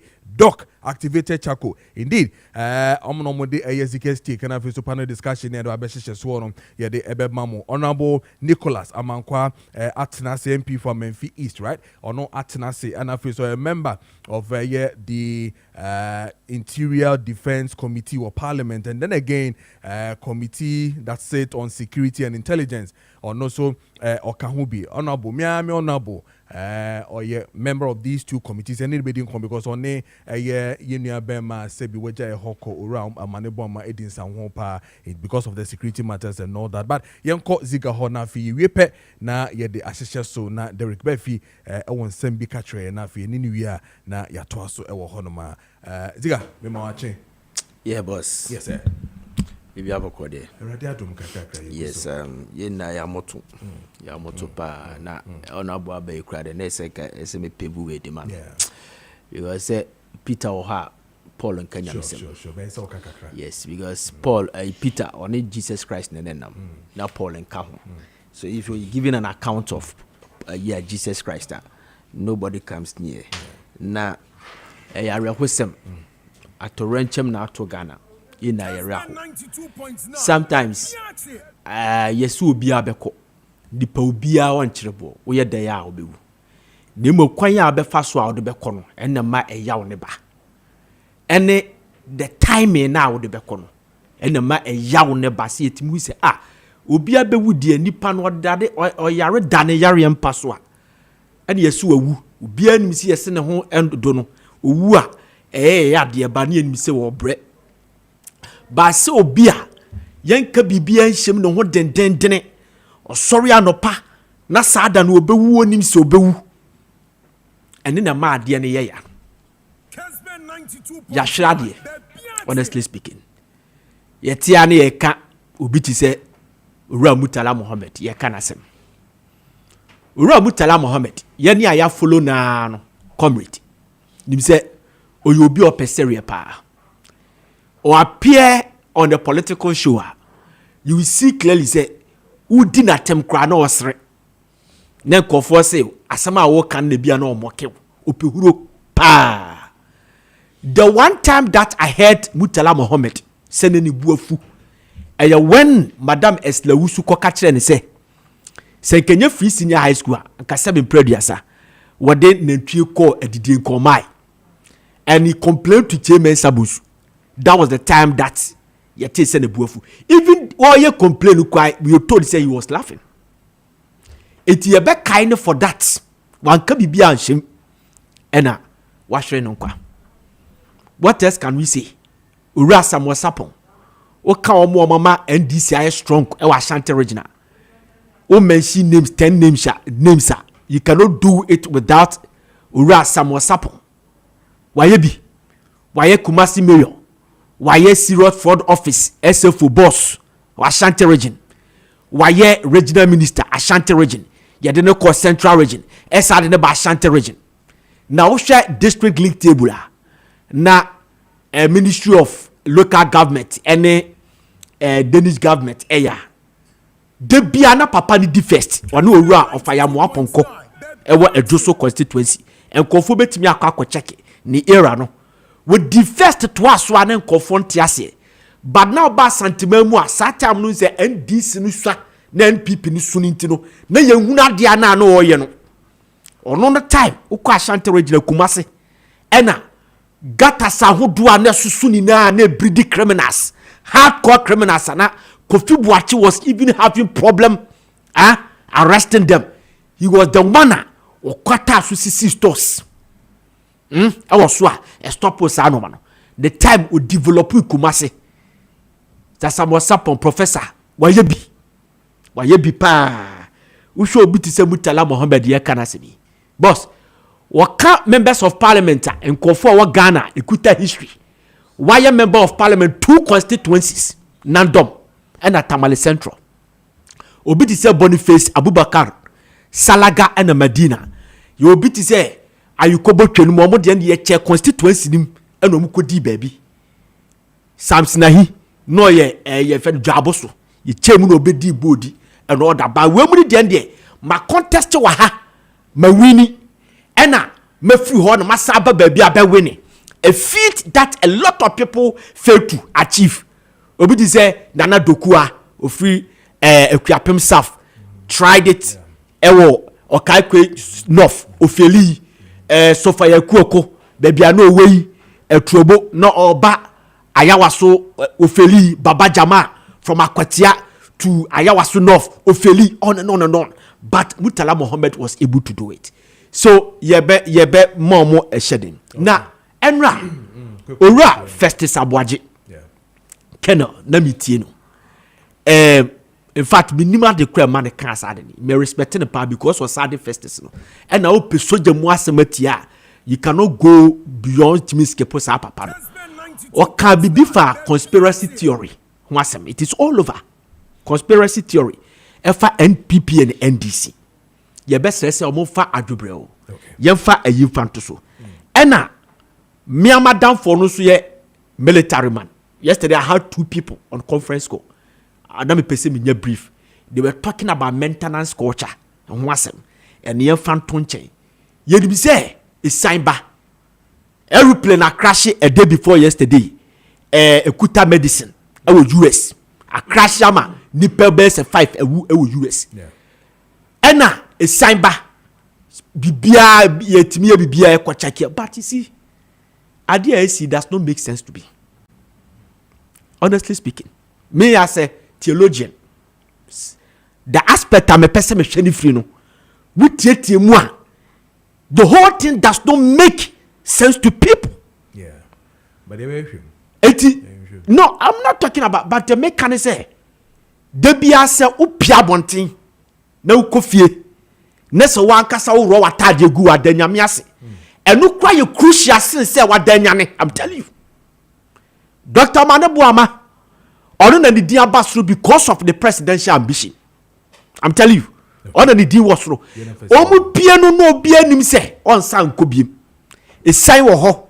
E mrebi okwa asafo dade so aba. Abrante bi. Mene Ali Baba enie. Abrante bi. Obi boni di keke otwa nani se na ade bi wo nani. Up to now wanhunu ade na wo nani no. Wanhunu nipa na ofre no nani asai. Okay. Bibia na hokwa. The American watch I say, you're very careful. Ababa will be an amene kwa sorry. Yeah, last one. We pray visa sa wonya. We pray visa sa for so many years. The day when you visa, or Ginedi, we could try to plane ticket bibia. Da or babe kono, with sunny steps. We could the railway standing the steps and an electricity paying for the book. Near message went the dream that never was. Okay. 80 prayer. Is the only permitted for one to communicate with God. Okay. Ubi bia ube pie bia no ukufia no adanyame ase. Bibia na hokwa ye koba ni na no bibia na hokwa. Me se me ade does not make sense to me. Utiete konfu a rather whatever ye check bibia everything was intact because ade carry the powerful 8 say. Menya sure say ye kwatre ma na ye ko. Yeah, sure. Adia President Muhammad ye 2 weeks ago. I see why entu ye bibia mai ya service no eye de na eba. E sign ba but ne sign na e se nyame na nya ede ma ono na eje. No, that foolishness no ni kwase ni na ye so. Bonsam so fa. It is sometimes no ye cry ho ni ye mompai. Derek, I said we honorable by there say a person ofia kotoko nyapa ye enti mamemfa hyede ma Ghana for titiro Ghana man penny because asem we there eya ebinu busa say o monte nka mo expect say o beti nka say because abono me di si ba bia ziga di si ye no say ade no emfa ne tra keke ebra wo ne sofo ne kasa no o kan sem bi ne ho no me ne sofo nya adwen or say edu sabi say asofu bi no mese nkom no enu kwa say yes so momo ayi ba ye hwe yiye say the ziga kan no wiase na hokwa sabe wo ho na ye Kristo ni na konfo frew e ka bibi kire okra mesro nyasoma no meme de no obi frew say ne nyasoma no enhwe nipa no ho e bia na mo bo pono kra no o ka ho bi ana opeso o ten ho kire wo de meka no nyina ye nhyeden. But I said Ziga Steak was brought to you by a Doc Chaco. Doc activated charcoal powder and omo ede soya senia ye de Ziga Steak no ebre wona so we bloating womb say gas say indigestion say stomach ulcer and I say what discomfort bia wo mu bia no enche na niam enche dan koye ma gas pa odi you ye mu kukuru sa why say Richard no toxins bacteria fungi virus and I feel so acid ni nyina ekekam esise widie nim esise wo furumu ama wo sori a wo ye basa sa obo so fno ni nyina no eye Doc activated charcoal powder DOK me se wo kwa wo da bo DOK man kasa obi a wo hwe Doc na de wo da DOK na oni omo kan na oma pebi ama eye 100% natural eye for eye nkwala na fe so ye mpanyfo nyina stress ni me say eye Doc DOK na oba wobenya bi ewo ye pharmacy bia kotobi na oni abusuafo enhye tobi ma wunia tobi ma wonamfofo na omoso entumi enyusu bi na bebo mu yie pa food poisoning and afeso skin rashes itching indigestion nyinanom doc activated charcoal powder ebeboa maybe be to me akoye amount opedu do so etu a yenko area pharmacy Kumase Love Life Pharmacy Kumase Pure Leaf Kumase and afeso Colina Kumase nanabo achitema and afeso Mensa Takrade Joe Bennett Pharmacy was Sunyane and afeso Delight Pharmacy Kofrodia Widama Pharmacy Ashaman and afeso Pharmacy Beer ewo pharmacies beer wo omemu hana afeso Okanshi Drug Lane unsabeka Doc Charcoal powder wonsa ebeka bi wo honom ope eye enchechemu ye pa na afi so woni pemfo di nkoma friend number we 0598 206885 0598 206885 and afi so 02066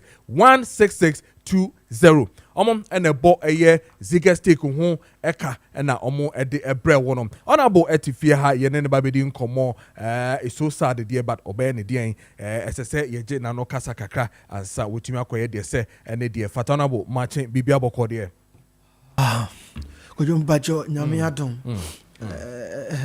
nyame adom yeah say enye boko de but ye won kwa wan honi de nyankopon na wotumi na de opene na we ti enye boko de but and say ma bisa what say na we he boy nkomo were you at a program B and what say and now be frere wo e dey pa na see cho edi kamenda wase na menchia apamfo a yagebre na yebesom Ghana enyina no pay na menchia me magana nyina ye ma ye ho hyede president obi bia me constituent obi bia ma ye ho hyede na enye easy mama but ye manager no pay hwe Andra na parliament ya breaki it say you come back to constituency eya memfisa omosomame na yede de anamo ya betu ne nkran yede kofie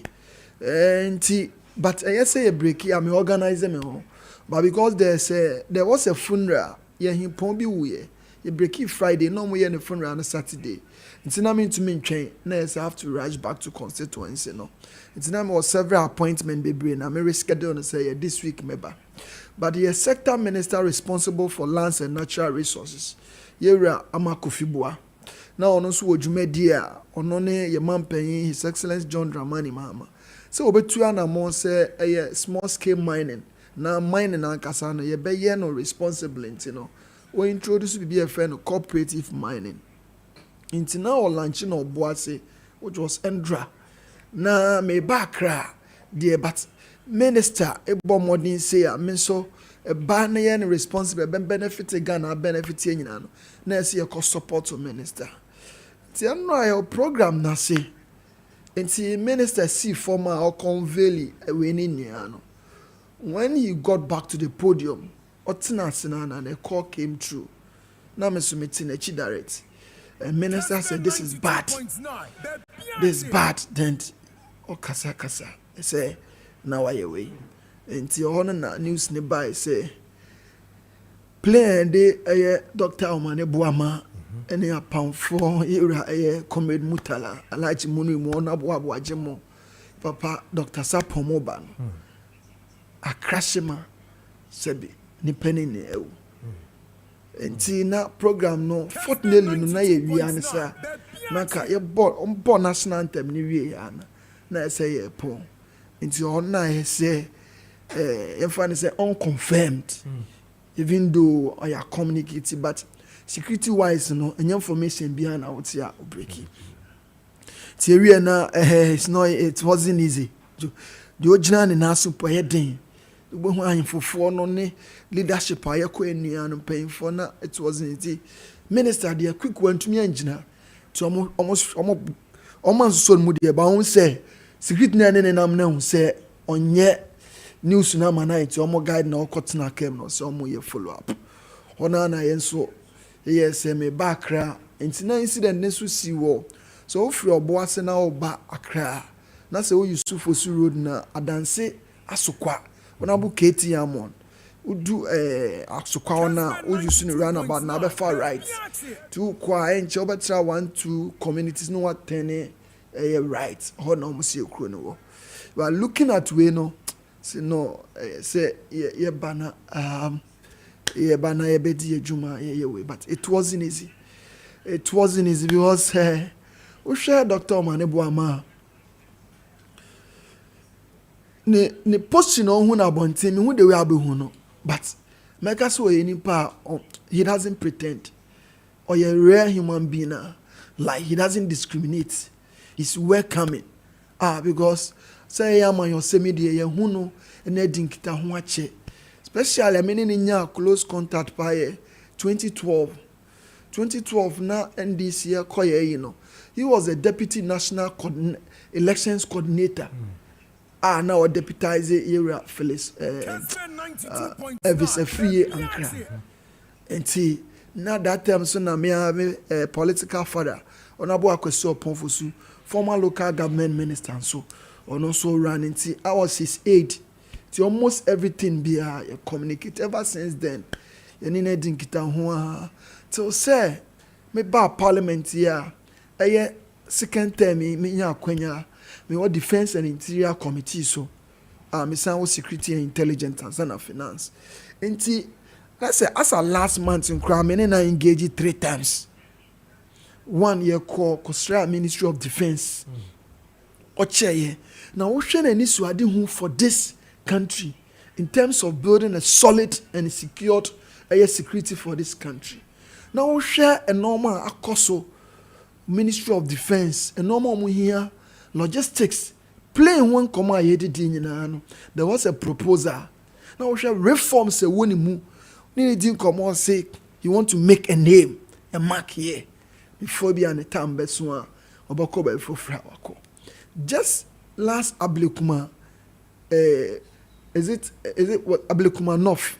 Yes, by election by was it a rerun somewhere in the buying just after we now Kasani at the bound a week after just 2 weeks ago on the IGP by the brief year now share this man now mutala on comrade it's not easy but if parliament you come on hold the NDC you can't take him out and see I don't know honorable Bauer na okosisi a okogoye no yes wamba want me amba 9 parliament one no eni obo no na bo mutare free yi and officer ba say issues of quorum no abe raise o can't den na no look at how passionate he was just Wednesday as part of debating the mid-year budget presentation by Era Atofosing.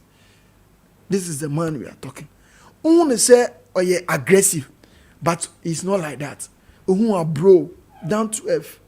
As somebody who name now or call say Samuel Abuaje Obuasi is parliamentary candidate 2024.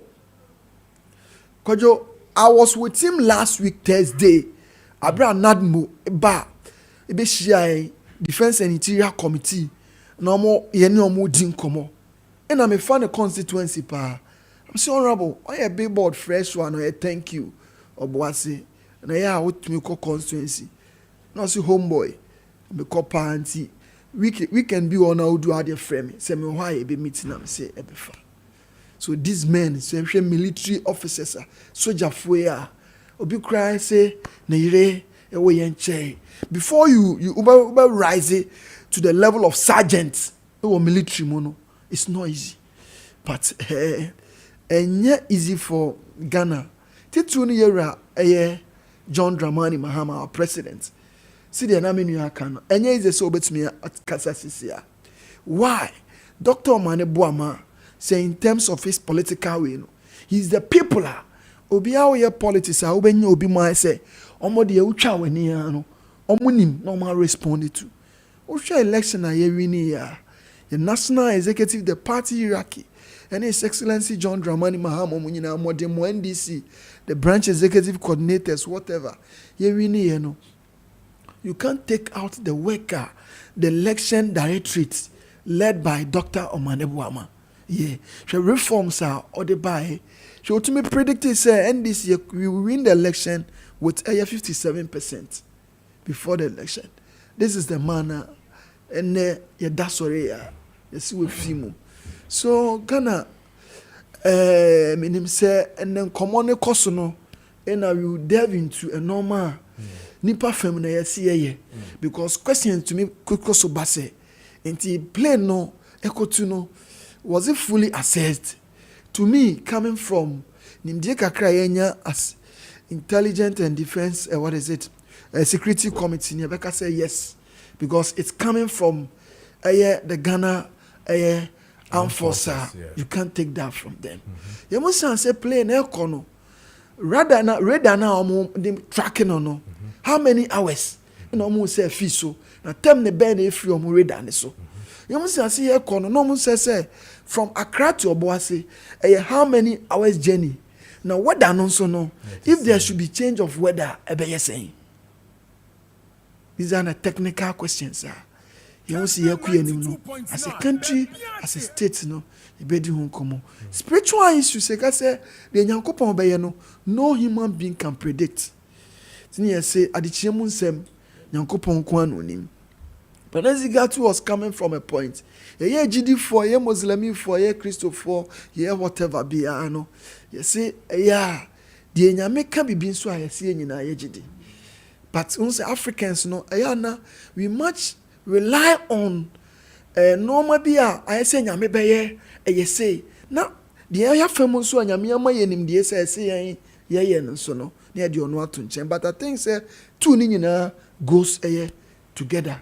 Na hwe abusuya oyire emma party adofo because people rely on this individual to survive obi wa na onye na abusuya ni o ba yen kura sabe Kojo yen ne hwe ayetena hai obi fro na ne kasa kura unse nipa na nyi or how bi mu pa but kasa ne keke no otumi nso e believe obi wa he needs just 200 cedis abobra money that's one ekoi. It's not easy. But the can say I didn't know no you say emphasis damanyame. Nyum bi ziga na endra woni be na say e wo we a ekono they saw it coming abra and say plane no trigger na say ko aye we no because there will be communication in the flight say tighten your seat belt so no mean say exactly omo kwan fa it was say na mi kwei wonko na unim say besimi ya wonko na unim inti so mensa chemikwan oh Jesus Christ Kojo Kessben 92.9. 30 minutes past the hour of 9. Nipa Mbotene Nkano Yankasa Yenua ye senior man or parliament honorable Nicholas Amankwa MP for Memphis East and I know AD and Komono na nira huye pa yin na era ho but meba na yasan atwaso na nim enye fine emma yin na so sad say BBC ABC and say ebeto online no meba na yatwaso wo hono na Psalm 23 and easy buy say men kan chew say uhia mobile phone e de aye adwuma uhia mobile phone e de ama oba akọ school say na be ya obetimi afre no uhia bi ama mama me papa na enso no so obeto na odi sika pudo kwakọ gina eye phone shop say wo tobi no eye din yie pa ne bo no akosoro sheda enko yie sa emma okotoko munye enso uhia medical ka say mobile phone so wesisi ano enye ade a sebio ne fail so nti ne use sisi ane de sefata ehu hia yie pa say wo so unya bi and internet say wo call Psalm 23 and easy buy for ho na oni omo ekodi nkomo na utobi me no ka say wukura 300 Ghana cedis 300 Ghana cedis 300 Ghana cedis sisi ame no ka say ya fre Psalm 23 and easy buy na kwakwaje ofun ni bi koye deposit 300 Ghana cedis na se phone na wo pe no oni omo endi ho nkomo say ya Infinix Tecno Samsung iPhone emudi ahin na wo hia say ye Nokia say ye Dien BlackBerry and say Dien pa na wo hia ye mobile phone oni omo enkodi enkomo Ko Psalm 23 for ho now no montenance and easy buy. Now no montenance na mundi sa nkomo na bibia betumi akoyi amount. Me no ka say me say udo kra 300 Ghana cedis wo sisi akra na wo de fa ko ho sisi a wo kwa wo si Kojo Preko Dankwah ne kan say me fa 300 Ghana cedis ne mra na montete me 10 Ghana cedis a day. So open na watching and also open the bosome wo de no munye san hyehyeye no ombeye bibia amount. Wa wo pe TV and afa so microwave no ko Psalm 23 and easy buy for ho na ono mu enkodi nkomo ombetumi ahwe ama won saka sa ne ma me boso nyina ama fo mo amope phone na se be ko nanimu pa no so no mo kwa phones ni nyina ebi e wo honom tua 30 to 40% pe na de aka ne nyina no yen spread them out afi baako bosumi nsia anasa bosumi miensa de ohia bia no omobetumi aye amount. Psalm 23 and easy buy for ohwasem and America choice sia no eniti koho na oni omo enkodi enkomo na hwe na omutumi enhwe bibia emount na obetumi enya bi na oso ode abobra na ode bia mama papa na ono so ehwehwe wa wotumi afrew omo wo eye La Paz opposite Tigo office no okọ La Paz opposite Tigo office no honom wosabe kom okopoko aseso a omo taxi rank honom na wosabe kom circle heya eye Ebony circle Ebony and can be near Tom meat pie pa no honom na omo ewo Psalm 23 and easy buy 17 and America choices here no from ewo 0244 711 873 0248 297 292763 0248 292763 and that's 0244 711 873 na oni omo endi nkomo samo ye eye asukufo association say ye adwumayefo ku anasa nursing association bia mo pesa moto eye phones ema eye mon crofo eye mon members ene obi bia no mon frɛ 0244 711 873 and that's 0248 292763 now no more ending komo eye Psalm 23 and easy buy one and America choices yano chepam sa men kan chow say interene de Danny then you know use styles obe use styles na styles na abano 2025 and beyond styles nyina no or we need na bi wo hono massive pa and into say ye office wear say ye wedding say ye party say ye church say ye funeral any other occasion biano frɛ chepam na ono wo enye adwuma na omepempam ontare ni nyina emma chepam ewo eye awoshi market honom na owo frɛ no ewo 020 683 7738 020 683 7738 no pempam ontare ni nyina ma also hia no kra so ombra fie no besusu na onkokra na obetumi afaka aba besusu say your office so wunya time enko ho no ono abetumi aba na oba bibia ma na wapempam ntare ne nyina ma ne ntare de number 1 chepam your custom tailoring ho asem na mede etu dwana 9:35 is the time na ye Kessben 92.9 for Kessben TV on Facebook Kessben TV and 92.9 honorable Nicholas Amankwa ewufie ha yedi enkomo. There are too many issues we're raising with regards to Enyema Sebi and Nahokwa. Not Derek can say, we are saying Wumi and Nahokwa. Name be Oha, Ayana, Yentai Jindi, and all that. Bibisa Sia, yet you who videos, baby, and prophecy say her, and away for her, and I make her say, and I may say, honorable name frame, and Mensan Kano. We've watched too many of these things, SCCC and all that. Why don't you say, we say we are African ni, we are Ghana ni, we will be a Uji tradition di. Sanema we mono it is SCCC. You know sano yenye den. Kojo de kameda say. Why me call the Apostolic Church Ghana. Okay. Me Eda. Or the Apostolic Church Ghana. Aye oba wasa amenfi Easter. Wasa Kropon Central. Me Eda. I believe in prophecy. Because we are Pentecostal churches, we believe in prophecy. And Kojo prophecy are there here, Juma. Because Bible nature say a different year, a sound so but on side the original no you fake. But why Christo ni dear say Ujinya media say it had been fake, it had been original no. Nyankopon will be the final jeja obetumi a jeje. So as Christians or any other being traditional or whatever, I don't know that much of the Muslim community, but prophecy are there anyway. But Africa and Ghana, young blacks na ya na ye ni say on say we much rely on say adibia ba ye tu one among into share Old Testament na D4 ni ade no mo pa kwankyere pa.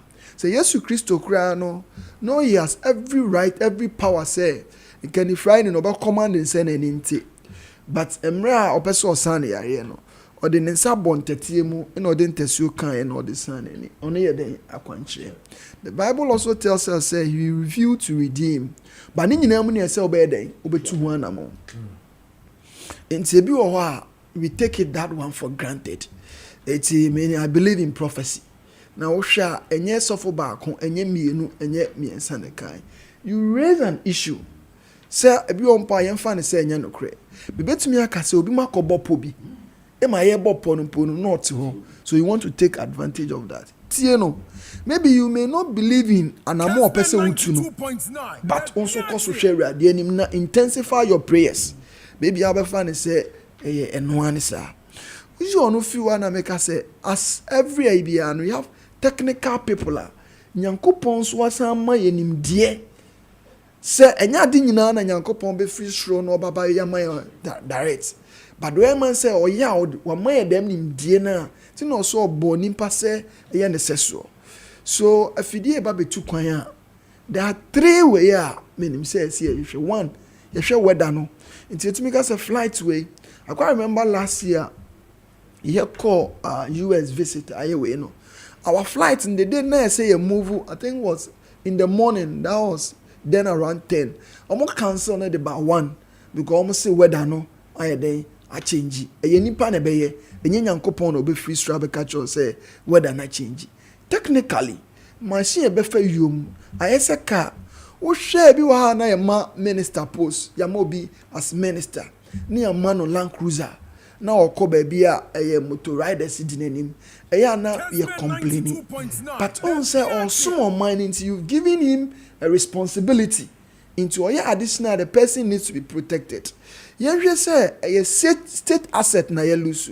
We both minority both majority ex-president Munina we've come together as a country money yenuanoma omawu no insisa na won say every state car bia no you call for servicing maybe private car MPC use no mo share at least every month bia no on call for servicing you bottom any e deco sometimes e den but there's so who say your kwa inti e kosem now when so a state property we have people responsible for that and like I said being a member of Security and Intelligence and Defense Committee no yenim so mu ye ni nyina but assemble since a yesua de dey ewo mu enti nim se mpanyimfo so obedi ache ni awe se de esi me ko me menyi ye me hu bi da me nti bi da se bi esi da de a me de me menyi ye a magnifica credit me hu bi da so I think say ade a human error no e be se betimi avoid it ade spiritual no so no say me gidie ne say nyankopon if you have any other gidie yes say we na utuma because nipa Ghana asset aye lose no ni replacement e be yeden if so beka say time na Dr. Mane Boama ne ho e na ono abaye Dr. Mane Boama me ka say replace be yeden say sisia abusua I mean I'm told ne mother ne ba ne kwano no yeah that's what so so Andra ye bo the leadership abaso yera minta candle minister responsible for heads omo the team koya omo ko psych mama no I'm told they brought head to Accra and see won say ye yakosi da ben okay because Kojo me dem anu si ne wuo ba na say menwa bo won say ye normal ewuo but nipa o ben na oni ni dijuma wonim say na woni mu a person of the small man of FIMA. The man can see a mabusua nyina yako. Your the various political parties nyina shedding. Your president, His Excellency John Dramani Mahama. The party leadership. My constituent. Cause Aminya. Cause I bear crash on abona kahuana. On abuene because na omonim said ya meko program no. Enti. Ba ni nyina mu say oye nyina ye shedding. The medwene said ye to omo no. Se me na meti play ni man ka me ye den Nti betumi atu obi a. Na yehwe se ye beben enyame. So any believe you believe no obeben. But I believe say God is the supreme one. Because even Nico is MP here today, when you come to my constituency, I need to say, maybe I'm a proud member of the Apostolic Church Ghana. Okay. And me, I don't joke with the churches and the pastors and everyone. See, Yanko me. Na musudie we nsudie. Yanko poman empire. That's what I can say. Good morning, Ghana. We sing another day. Praise the Lord. We ought to give you thanks and praise. God bless our homeland, Ghana, motherland. Faithful and together. Long live Ghana. We gonna build Ghana strong.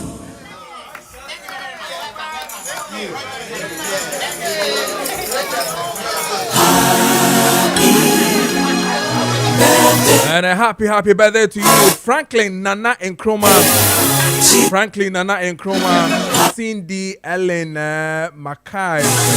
And if you know, however, Franklin, happy Maakye. Okay, so Cindy Ellen Maakye. I'll say happy birthday to you, Franklin Nana Nkrumah. Happy birthday to you.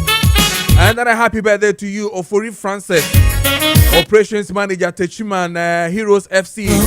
Happy birthday to you, Radin Shaw. And then a happy birthday to you, Daisy Yal Damani. Happy birthday to you,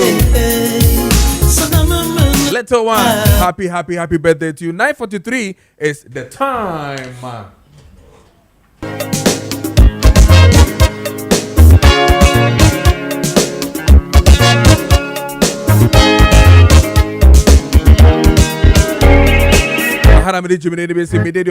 Kojo Preko Dankwah. Wishing you the very best of the morning.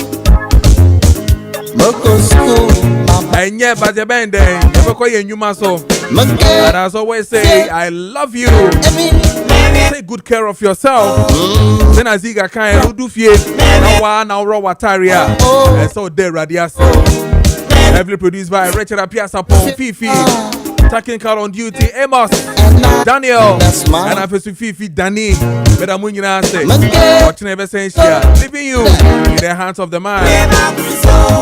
Jolaka coming out to 2 p.m. It's exciting. We're going to do sports on the midfield action. Bye bye.